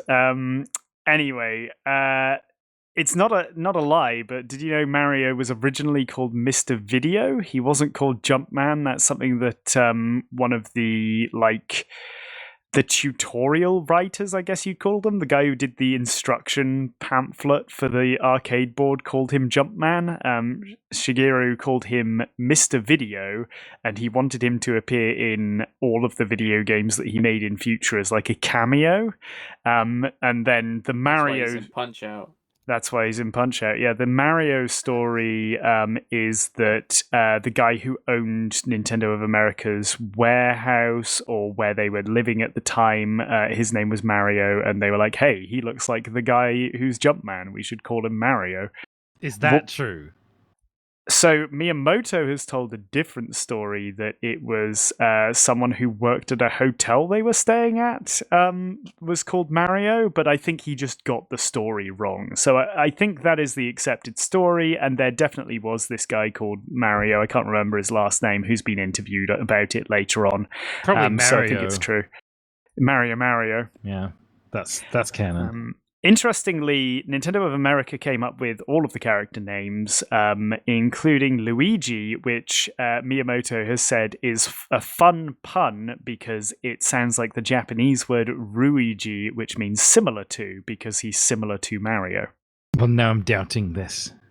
Miyamoto considers himself to have invented the concept of jumping in video games. He says that Nintendo was the first company to make a game with a jumping ability. There's a game called Frogs by Gremlin, which was the first arcade game with a jumping character in it, and it predates Donkey Kong by about 3 years, I think. He also describes himself as the creator of jumping games and says that he can't let someone else change the whole jump action scene. If someone is going to change the grammar of jumping, he wouldn't allow it. I mean, Donkey Kong was kind of the first platformer, but it's like, it depends where you draw the line, because there's this woolly transitional period where people were making like maze chase games, but with gravity. You know, stuff that is similar to like Lode Runner. And then Donkey Kong is kind of halfway between that and a real platform game. Moving on, I'm kind of doing this a little bit in time order. I guess Punch-Out is the next thing to talk about. So Miyamoto says that Nintendo invented the fighting game genre. In Punch-Out? With Punch-Out and with Urban Champion. Urban, fuck off, Urban Champion, Nintendo. That game sucks. I've watched the Jeremy Parish review. I don't need to play that game. Then again, it's fucking awful. That game is technically a fighting game, but it's like, I don't know if you get any points for being the first to do something if it was neither good nor like adopted by other people. The first boxing game was Sega's Heavyweight Champion, which came out 7 years before Punch-Out, and was a boxing game, not a rhythm game, or like a Simon Says game, which is more what Punch-Out is. I wouldn't consider Punch-Out to be a fighting game. I don't know about you guys. No, not really. Miyamoto has even said in an interview once, it's the new forerunner of memory games, which I think describes it better. Karate Champ and Yi Are Kung Fu both released before Urban Champion did, and were both also fighting games. Next up, Miyamoto goes away for a while, comes back with Super Mario Bros. I guess I should talk about maybe... Are you going to explain Super Mario Bros. Now? Yeah, I am. Another thing to note on Donkey Kong is Nintendo didn't own the code in Donkey Kong, the arcade game. So when they went to make the NES version of Donkey Kong, they had to what's the word? Not decompile, but they basically stole reverse the code. engineered the code that had been that they had a subcontractor write for them. Yeah, and when they made Donkey Kong Jr., or Donkey Kong 2, I guess it would be, they also used that code, and they got sued by the company Ikegami Tsushinki, who made the original Donkey Kong code and settled out of court on that. So again, like evidence that Miyamoto has said in interviews, I was the only person working on Donkey Kong, but the company he worked for didn't own the rights to Donkey Kong, like, because the code was all owned by a completely different company until this lawsuit over Donkey Kong Jr. So again, it's just kind of saying he's done all the work when he wasn't a programmer. You know, he drew dots on a piece of paper. Super Mario Bros. Is when side-scrolling action games get good, I guess. Miyamoto has said it's what birthed the side-scrolling action game genre. Miyamoto also says he doesn't like Pac-Land, which he feels is too similar to other platformers, which came out a year before Super Mario Bros. And was a side-scrolling action game. Yeah. It's definitely like one of those situations where he says it birthed it. No, it didn't birth it. You just did it better before everyone else did. Yeah, Pac-Land is like halfway there. Again, it's a bit janky, but it arguably invented it. Yeah. Despite saying that he wanted Mr. Video to be in all of his video games, in the planning stages of Super Mario Bros., when the player character was just a square moving around a blue screen, it was Takashi Tezuka who suggested making the platformer they were working on a Super Mario Bros. Themed game, rather than just like a new character. So I find it interesting that he'd already kind of forgotten he wanted Mario to be in all of his games by the time they went to make their next big game for a home console. In terms of, there's a really funny one here, which is a lie that Miyamoto told to the development team. So he wrote down all of the worlds and levels and roughly what he wanted them to look like for Super Mario Brothers. And he brought it to the programmers, and he'd written down 5 worlds worth of outlines for like game ideas. And the programmer said, "Yep, I think that's doable. 5 worlds, no problem." And then Miyamoto unfolded the piece of paper to reveal the other 3 worlds he had written and said, "Got ya, now you've got to do all of it because you agreed that you would do whatever was on this paper." I like that because it implies that Miyamoto is like a fey creature who tricks people into agreeing to things. So then the programmers were locked into apparently doing 8 worlds when they'd agreed to what they thought was only 5. But what was Miyamoto's like position at the time at Nintendo? He was just a games designer. Yeah, he's at the just time. a games designer. So why couldn't the developers just say no? Yeah. If Miyamoto had told me to develop the most influential video game ever made, I'd be like, nah. But they didn't know it was going to be that. They think it was going to be another Pac-Man. In the end, they cheated anyway because there's a lot of reuse in Super Mario Brothers 1. They just reuse loads of the templates for the levels anyway. Well, that's They not do, and because then of they a add lack of more, design. That's because because of a lack of memory. According to a number of people at Nintendo, so there's an Iwata Asks where Iwata is talking to Tezuka and a guy called Nakago. Miyamoto denies any relationship to his childhood adventuring around the Kyoto countryside had any bearing on the design of Super Mario Brothers, but none of them believe him. And that's something he's always saying about Zelda. Like, he always says about Zelda, "Oh, I was inspired by memories of exploring around Sonobe," which was his hometown. Like, there were lots of caves and woods, and he'd go out and catch bugs and stuff. And he said, "Yeah, that's what inspired me to make Zelda." But he says there's no way that inspired him at all to make Mario, which I find interesting.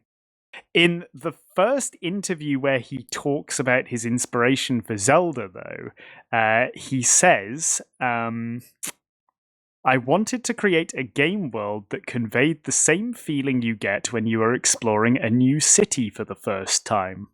That's the first time he ever talked about his inspiration for The Legend of Zelda, and the only way I can explain why he then went back on this and said, oh, it's based on my childhood experience of adventuring, is because I think he felt that had better optics. Like, he tried one line and was like, oh, it's like you're exploring a city, and then, like, realized that that's not going to sell the game. So he came up with a different story of why he was inspired to make Zelda, which is, like, the polar opposite. Like, at first he says, oh, it's like you're exploring an urban landscape for the first time and you need a map to get around. And then after that, he was like, it's like when I was a child in the woods. Yeah.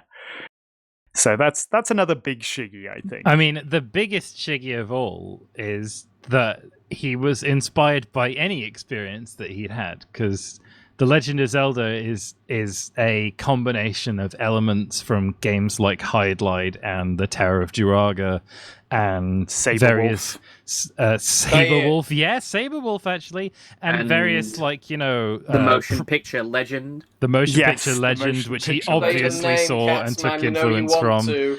And just like turn-based RPGs that were beginning to get popular, like computer RPGs in Japan. It was obviously just Nintendo's attempt to make something like that, but for their console. Well, you're wrong, Catsman, because Miyamoto has been quoted saying, in addition, back when Legend of Zelda was being made, having a world based on swords and magic was still a fresh idea. These days... fair, he doesn't say he was the first. He's speaking very carefully. Fantasy games with swords and magic are quite common. When we first started out, there wasn't a market for that. So that's where the game got its appeal. There wasn't Maybe a market. more so because there was like space shooters and whatever. Very space-themed video games were back when they were just starting up. So yeah, maybe... I don't believe him. He just wanted to make every kill time Alien. There's something that makes Nintendo seem... Miyamoto seem inaccurate to what he said before, or if he's lying or something. That's just translation error because a different translator's translating him, and they have their own bias against Miyamoto. Yeah, sometimes when I'm translating Miyamoto, I just make up claims about things he's made, sneak him in there. No one will ever know. Let's move on to Star Fox. So Miyamoto's story as to how he was inspired to make Star Fox was that when they were developing Star Fox in barrels and rolled them around, he was working near an Inari fox shrine, and Miyamoto would go to the shrine for like his lunch breaks and have a walk around, and he had a vision of a fox flying through Torii gates, and that became like the first level of Star Fox. The truth is that there's a design document with a load That was a lie, but it seems so reasonable. there's a design document with a load of logos he's drawn for games called Star Sheep, Star Hawk, Star Sparrow, Star Sparrow, Soul Bread, Star Gunner, Final Space, and there's also a picture of a gorilla on the same piece of paper. That's just because he liked drawing gorillas. He likes drawing gorillas, yeah. Also, the team that actually made the game, which was Argonaut, had already made a very similar game for the Game Boy called X, or possibly 10? Cross? Or Cross. Cross, might have been called Cross. Which Plus is on its side. It's a first-person game rather than third-person, right? You take the perspective of being in the cockpit of... I think you're in like a hovering tank or something, but it's got very similar graphics and gameplay to Star Fox. So the idea for the game was already there. Miyamoto just had to like come up with whatever. I'm pretty sure they brought Miyamoto in later to come up with like character designs and art for it. Another interesting thing is, in an interview after Lilac Wars, so Star Fox 64 was released, Miyamoto said he doesn't really care that much about Star Fox. And I find that really interesting because it feels like he likes Star Fox a lot more than he says he does, because it seems like he's pushed it in a few eras to like come back and be a title that people should care about. Yeah, but they're always crap. Yes. They've been crap since Nintendo 64's one. Well, maybe if Miyamoto had spent ages meddling with Star Fox, then they'd be better. Oh, that was his most meddly game. He used to go in and smoke in the Argonaut office, and that was the only room he was allowed to smoke That's in just the building, he liked apparently. Smoking. After they got rid of the smoking room, you can tell he just fucking checked out. What's he gonna do? Drive to the UK to smoke? No, wait. Who was it who made Star Fox Assault? I think they made it in Japan, but it was a British guy who was the director on that.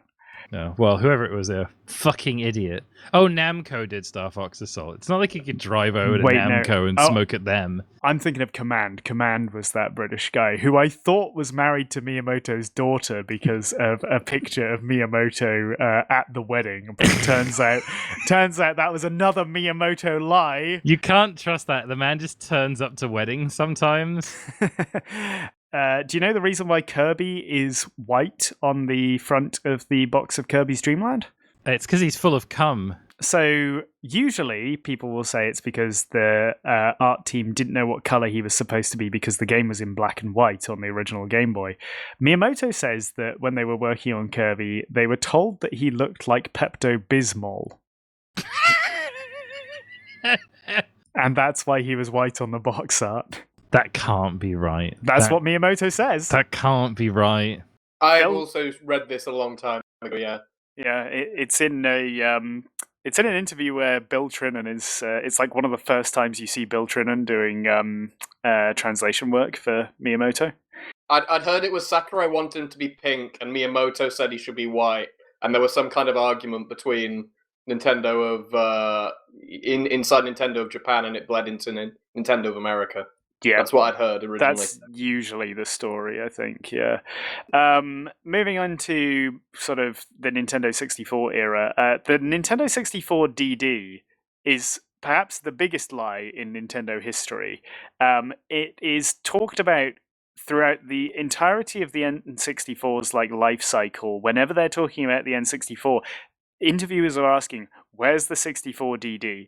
And it's always being said stuff like, oh, it's not quite ready yet, but it's not because the hardware isn't working, it's because we don't have enough software for it yet. There's going to be 40 games when the game launches. In 1997, there were definitely 20 games in development for the 64 DD.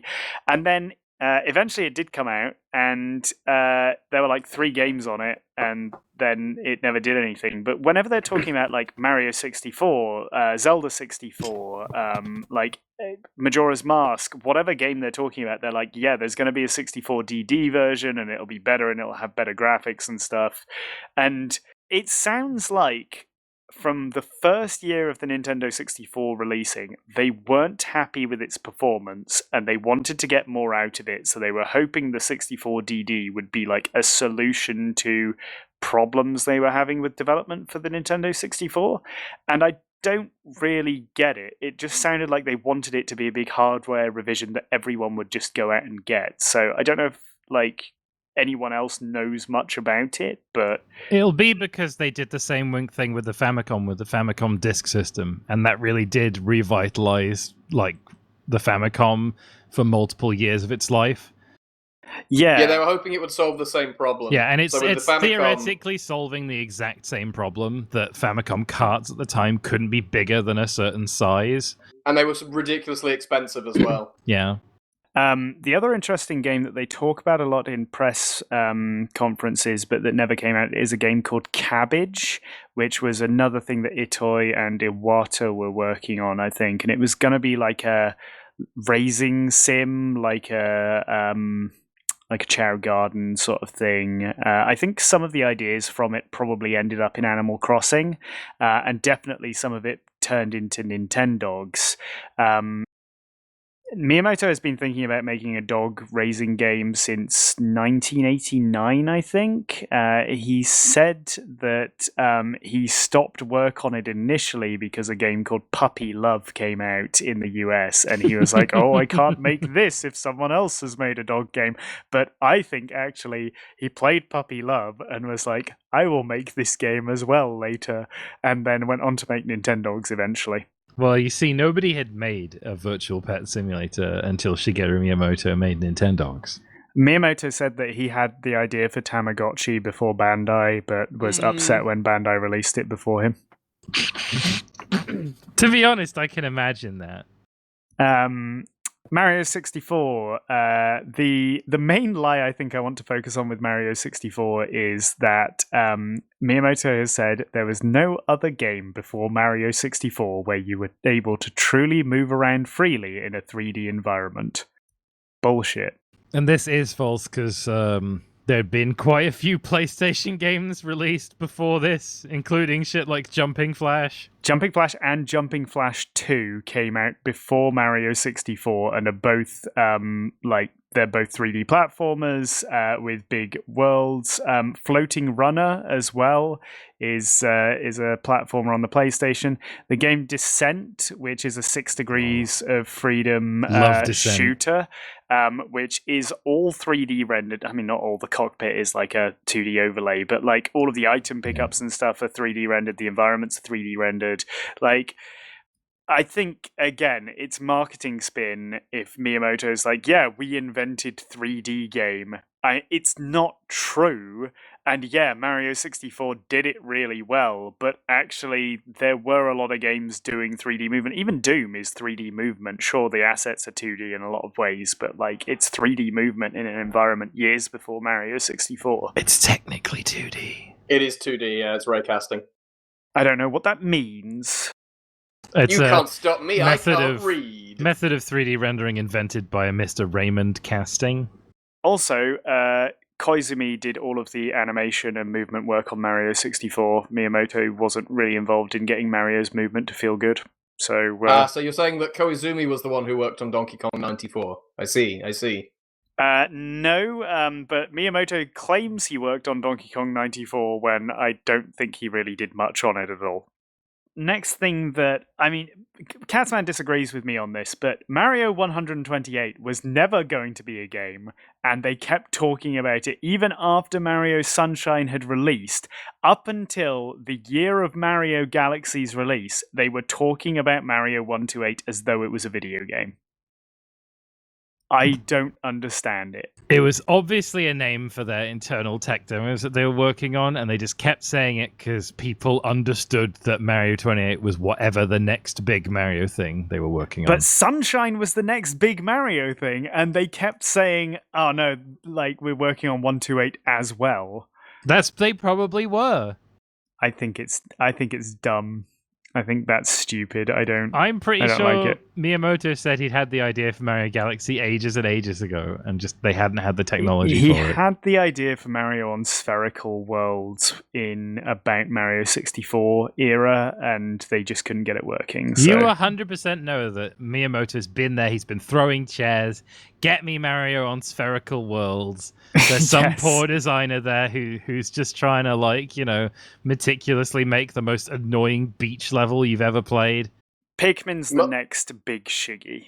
Now, this is a famous Shiggie now. Do you know why Miyamoto came up with the idea for Pikmin? Because he likes gardening.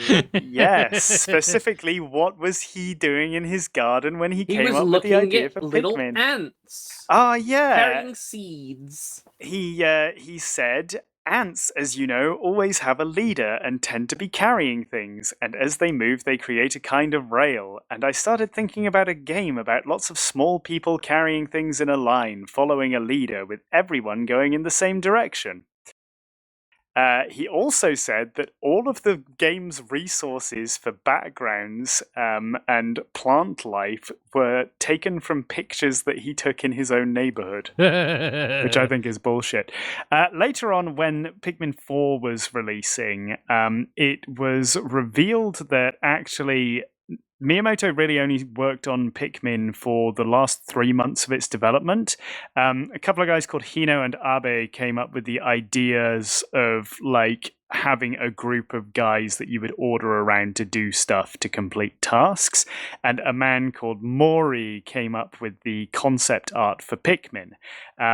So not based on any design idea Miyamoto had of like, I want them to look like ants or I want them to look like plant type people. Everyone else on the development team who were actually working on Pikmin before Miyamoto really got involved sort of said, yeah, that's a good design. And it's actually based on Tim Burton type they said they were inspired like by Tim Burton character designs, so the Pikmin should be on the Tumblr Sexy Man Wiki, shouldn't they? It's such obvious bullshit as well, because like real-time strategy games were really popular around the turn of the millennium, and Nintendo was just obviously trying to make one. Yeah, the first time Miyamoto actually told this lie, it wasn't a lie. So he implied it. He implied it because he got implied out it. on stage and he said, "I've been gardening a lot recently." I Yes. He said, I recently moved into a new house and I've been doing a lot of gardening. I've grown fond of these plant-like creatures because they remind me of ants in my garden.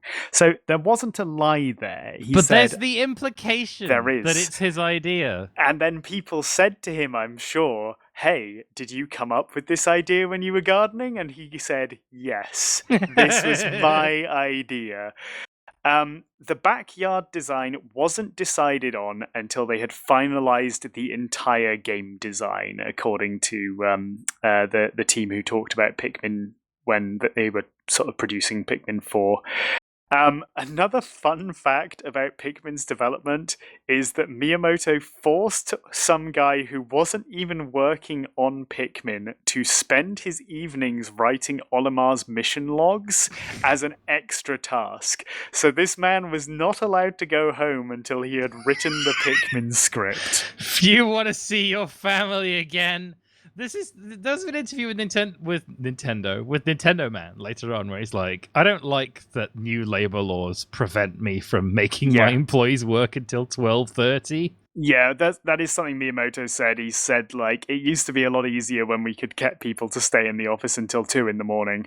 And I think the Argonaut guys said that when they were working on Star Fox, the only like genuinely human moment they had with Miyamoto was going to a convenience store at 1 in the morning and he bought them a packet of digestive biscuits. Here's a quote from Captain Olimar.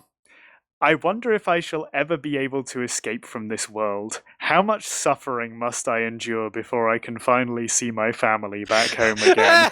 Still, when my heart grows to become heavy, I take comfort in my efforts. I will get home, or I will expire trying. Maybe this is Miyamoto's secret genius. He tortured a guy into becoming Olimar. Yeah. There's a few entries like that, but I think that's the one where that guy was really sad that Miyamoto told him he couldn't go home. Miyamoto says that Pikmin are named after a guitar pick, like a plectrum, which is bullshit. He has also compared Pikmin to Grand Theft Auto. At the time that the GameCube was coming out, they were getting a lot of questions about, like, are you going to make games for mature gamers? And they always said yes. And Miyamoto would come up with these ridiculous, like, things. Like, he says, Pikmin is a different concept to Grand Theft Auto, but the underlying idea of being free to do what you want is there. I haven't quite moved into the Wii era of development yet. I've just started reading a lot of stuff about Mario Galaxy. This is about the time when senile Miyamoto really comes into play. So Koizumi, who was the director on Mario Galaxy and did a lot of work on all of the 3D Mario games, says that Miyamoto will just send emails and nobody who is CC'd in on the emails other than him understands what Miyamoto is getting at. He'll write an email that has no subject matter and just write something cryptic. He'll just write his incoherent old man thoughts. Yeah, he has said in an interview, Miyamoto may not know himself what he's trying to say, or he may be intentionally vague just to spur thought. And a lot of people have said this, like they'll try and come up with concepts for a game and Miyamoto will just say some bullshit and then they'll go away and they'll work on it and they'll come back and he'll be like, yes, this is better. And the question is like, he's not telling them what to do. He's just saying, don't do this until potentially they make a good game. Is he doing a good job as a director, or is he just like, he's out of his depth and just hopes that they'll work on it themselves? You ever see the movie Whiplash? No. Oh, well, that sounds like Miyamoto's management style to me. Not specific to any video games, but like miscellaneous tidbits. Flipping the tea table. Flipping the tea table is a reference to a manga called Star of the Giants, Hoshi no Kyojin, in which a man knocks over a tea table while getting up in a rage to slap his son. The entire manga is about an abusive father who tortures his son until he is good at baseball. Miyamoto clearly really likes this manga because he said that he wanted to design a game based on it where you get to be a mother-in-law who bullies your son's young wife. Quote from Beautiful. Miyamoto, "It would be like in Star of the Giants where the wife wouldn't submit to you and you'd have to compete with her by trying to throw her out of the house within a certain number of months." Not sure if I approve of that, Mr. Miyamoto. This manga did we play a game based on it? At Yes. the arcade Yes, club? that's Yes, the we table did. flipping game they have at the arcade club. So there's an arcade game where the control method is an actual table that you can flip as hard as you can. It's like attached to the arcade system, and it kind of like it rotates on a hinge. And depending on how hard you flip it, you flip items off the table so they go flying. It's all like Yeti Sports. Yeah. The flipping the table thing, Miyamoto has said, I know I have this reputation for ordering massive revisions and flipping tables, as it were, but in reality, that's more of a joke that we're all in on. Do you think that's true? The calls are coming from inside the house. No, I was just joking. I didn't actually flip a table. God, no. I wouldn't do that. Get the fuck What, you back to stayed work. until 3 in the morning? Are you insane? I feel it's a way to lighten the mood. No one wants to have their work scrapped, but having this joke about how I go on rampages helps ease the pain for the developers when I do end up having to make a major revision. Do you think he actually did spend like 5 hours climbing trees in Breath of the Wild? No, absolutely not. Well, he was inspired by to make Breath of the Wild after the experience of having all of his computer peripherals break. And his air conditioner broke down and his fridge stopped working. It He all tried to died. climb up a hill to get to work in the rain and it just wouldn't happen. He was struck, Struck by by lightning lightning. because he was carrying one metal object. When talking about cancelled game Buggy Boogie 64, Diego Angel said that there were issues working with Miyamoto, claiming that he would briefly see the game every few months, barely give any input, and at one point, when shown a book of plans for the game, he replied, "You're going to throw away most of that shit." Hey, he was right. In fact, they threw away all of that shit. Yeah, it never came out. One of my favourite things that has come about from researching this was the 1992 interview he did with Hayao Miyazaki from Studio Ghibli, in which they both repeatedly try to one-up each other about who has better creative freedom and innovation in their mediums.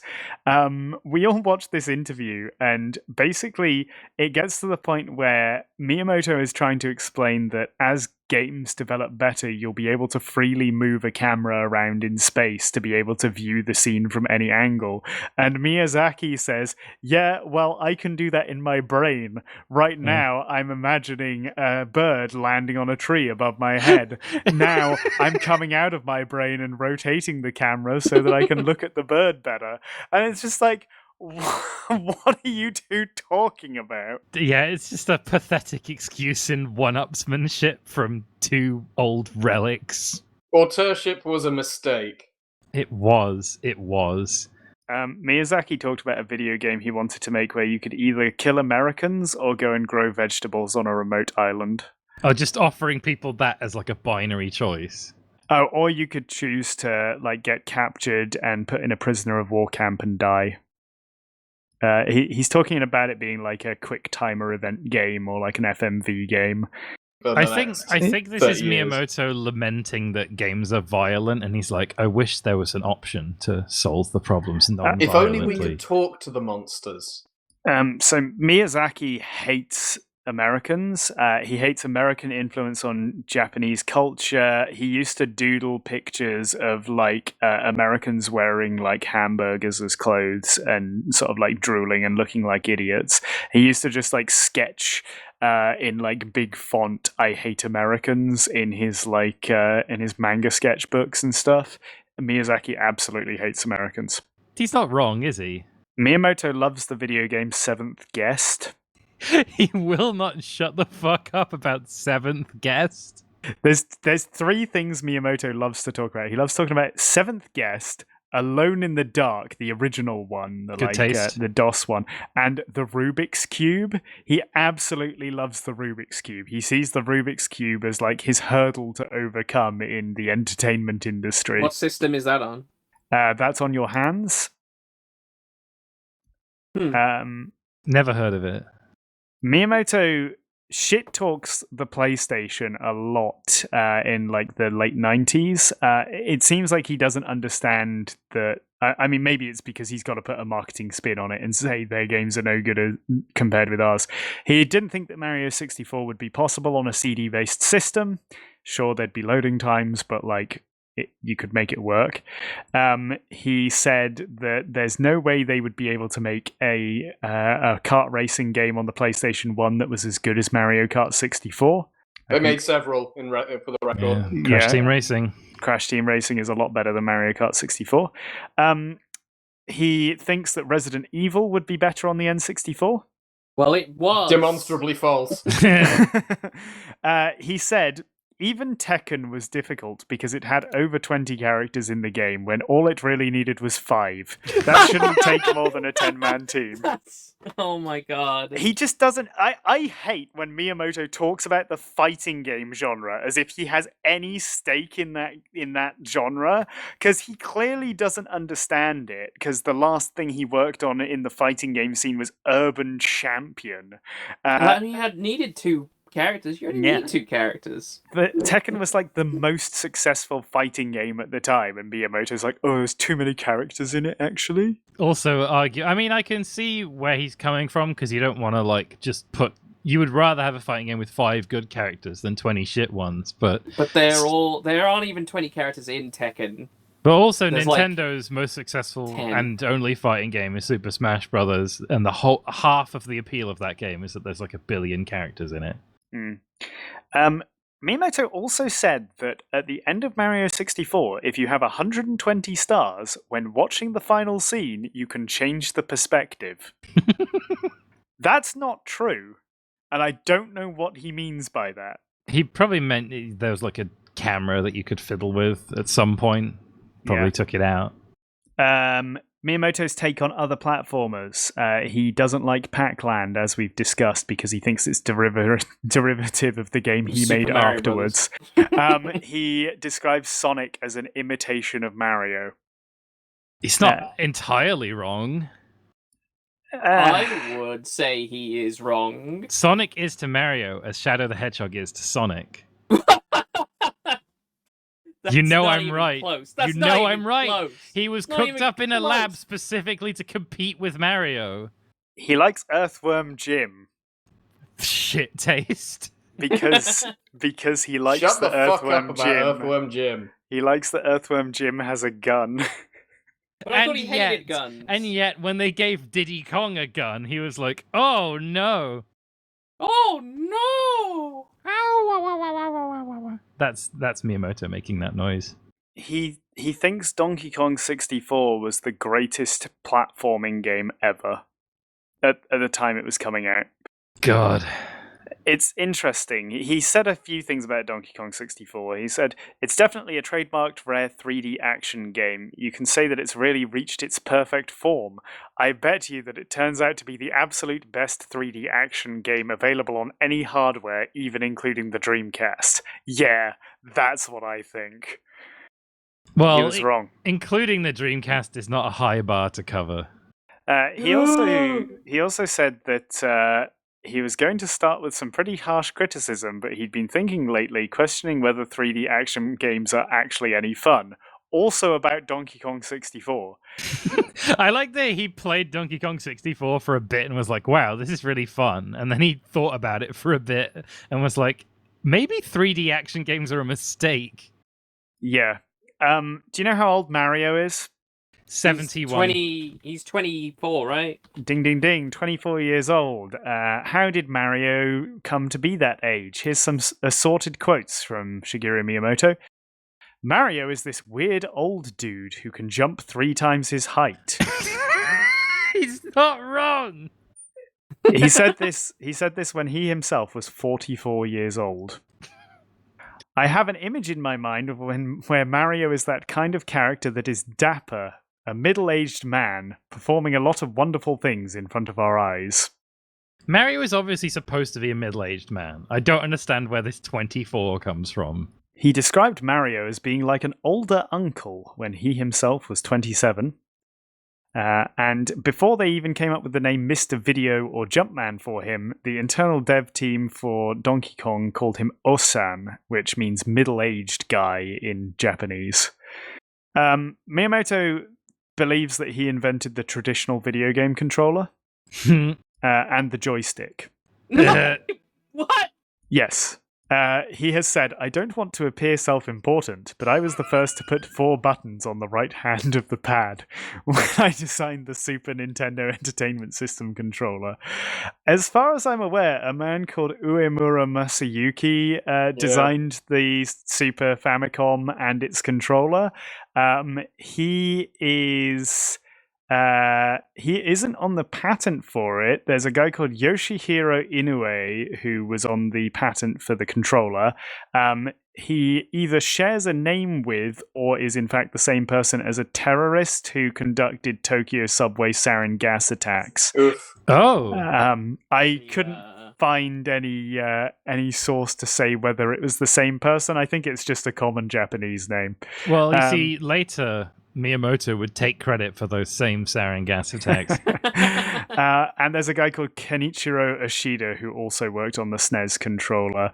The N64 controller was designed by Takeda, who did a lot of design for various Nintendo controllers. I think he invented the light gun as well that Nintendo had, like the Zapper.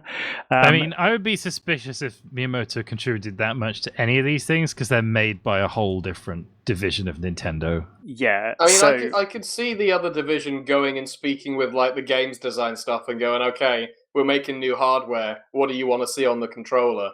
And I can imagine Miyamoto and others going, give us the fuck more buttons, please. 2 isn't enough. But saying that you created the controller? Yeah. Nah. The other interesting thing is, like, in terms of the way they came up with controller designs, when they designed the pad for the Nintendo Entertainment System, they weren't quite sure what they wanted, and so they took a Game & Watch pad and, like, ripped the D-pad out of that and put it in, like, their prototype controller and were like, yeah, that feels good, we'll use that. So I think the hardware guys were making a lot of the decisions, at least in the NES, but I would assume in the Super NES era, on what went into that. So maybe Miyamoto said, I want 4 face buttons. That doesn't mean that he invented having... Yeah, he invented circles. Yeah. Miyamoto... Wasn't Yokoi responsible for the D-pad? Yes, Yokoi made the original Game & Watch or designed it, as far as I'm aware. You know, I bet if I did a deep dive into him, then I would find out that all of his stuff is lies as well. No, that's all true. Miyamoto says that he performed the opening musical riff in Earthbound, the guitar riff. Unverifiable. It's credited to a person called M.D. Seeger in the credits. He said that he signed more autographs at the Virgin Records store than Britney Spears a week or so after she had been there. Okay. So Sure I thing, feel like Mr. some of this stuff is Miyamoto. him just lying to be funny. Do you And think? it's just, I don't know. Some of this stuff is like either so verifiable or so absurd that maybe he's just an inherent liar who cannot help himself like me. It's just something you do. You're so fucking insecure. He's so insecure about himself that I he think we hit feels the the nail need on the to head. lighten up He's a himself. fake creature who causes mischief. I think a lot of it's marketing spin. I think he's been set up as the guy who is like the head of Nintendo in terms of game design, and so he's been the media man that everyone talks to, and he comes up with interesting stories that they know are gonna like get passed down throughout gaming media, and then people will be like, "Ooh, look at the legacy of Miyamoto and Nintendo based on these stories that he's telling."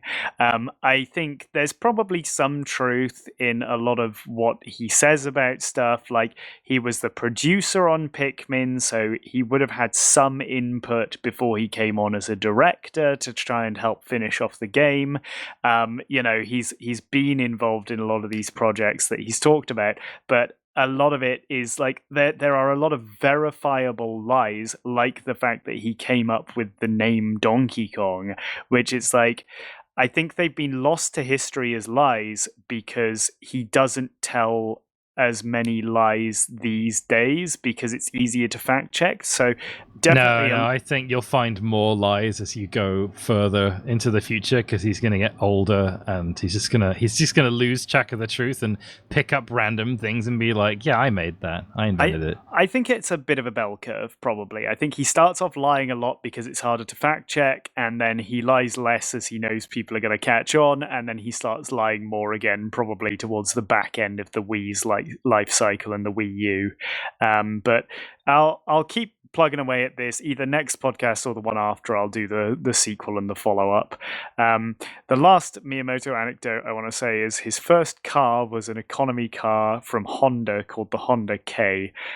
He says that it was a Honda K Z600 N360, but his friend customized it for him, upgrading the engine to an N450. He painted it so that it said Bluegrass Express on the sides. He didn't add any wheels or a muffler, but he did paint a big fireball on the side of it as well. Yeah, that makes it go faster. Yeah, that's the Miyamoto lore right there. Thank you for becoming our resident Miyamoto expert. You're welcome. I've enjoyed greatly finding out about all of his lies. I'm also just learning a lot of interesting Nintendo history, which is quite nice. I guess we should wrap up because it's going to be wrestling very soon. Anyone got any final thoughts? We've run out of time to talk about rodents we'd like to fuck. Oh, we'll have to Oh, roll that no! over the next time. Oh no, we'll have to wait dear. till next time. Ah. Why, Mitch, why are you saying no? This was your idea. You were like, they're No, it rodents. wasn't! Yeah. No, it absolutely wasn't! You specifically said, their rodents are shit, and I could come up with a way I better didn't list. say that at all! I am against fucking rodents because they're not attractive characters! You're That was my shigging. whole- You're shigging I'm right not, now. I'm not, you're shigging! We got it on tape! We have it on Right. tape! We'll go back and look up the rodents. We'll check the cassette tapes. That's it then. No, well, we don't have to talk about rodents we'd like to fuck ever if we don't want to. I'd like to. Okay. Of course you do! Maybe it was Specs' idea. If you've shigged me good. I now believe it's Specs' idea. Are we just going to refer to lies as shigging I from hope we now don't. on? It's The fuck kinda is a lie? stupid. What? That's kind of stupid. Yeah. Well, I guess the only things that we had left on the itinerary were Viz's Sega advertising and the TV that fell off the wall. So I'll leave them on the itinerary for next time. One day, I'm gooning you. We'll get to the TV that fell off the wall. What? You'd best not be shigging me about gooning. Oh I'm my not god! Make it stop. If you're listening, thank you for listening. I love you. He does. I don't.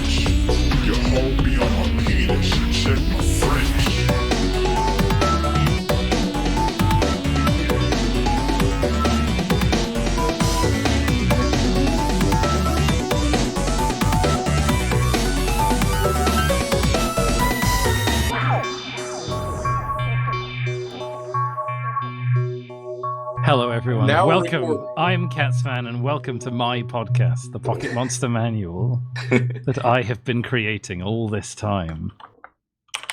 That's not Catsman. That's video game developer Shigeru Miyamoto telling another lie. I call it a Biggie Shiggie, that one. That's a large That- Miyamoto. That has an 8 out of 10 Shig rating. The Raiders is an 8 out of 10 on the Shig tier scale. The Shigometer. He has a little notice on his door that says, "Don't come in, I'm shigging." Hey, I'm shigging here. Apparently, See, back in my day, you would just put a tie on your doorknob. Hello, Mike. Hello. Mages. I know. but the problem is people don't dress that formal anymore. Yeah. I guess nowadays they'd have to leave their AirPods on the doorknob. Am I right, folks? Father, I cannot swipe the book. The only ties I own are comparatively or as ugly or more ugly than the Disco Elysium ugly tie. Excellent. That's the best type. That was like a thing before people moved to like kind of more like solid colors and stuff like that. Like everyone whose dad was like a boomer or boomer adjacent had like these incredibly weird pattern ties. Yeah, I have a neon colored tie themed around leisure centers. It has like pictures of like people running and swimming in various other leisure center style activities and leisure center buildings. Well, yeah, because before phones, like you couldn't just like share some funny picture you saw with your put it on your friends. tie. You had to put it on the tie. Yeah. I have a I hen guess- tie. I've seen it. It's good. I've seen it as well. I guess a tie was the only colorful thing you could wear as a man. Pretty Back in much, the- yeah. Otherwise they'd stone you for being gay. Yeah, you couldn't do pocket squares. It was a don't ask, don't tell situation. You could have a fancy coloured chest tissue, whatever they're called. Chest tissue. You know, I put just them in said your pocket chest pocket. square. Handkerchief? No, I'm like, because that's just a tie. Like, I'm struggling. What are you referring to? Bow tie. Oh, I thought you handkerchief, meant tissue like neckerchief. part of, like your skin. No, What? back in the old Chest days, tissue. you would get called gay if you didn't dye your skin as a way of personal expression. What color is your chest tissue? Check it out, man. I'm octopus peacocking. Oh fuck.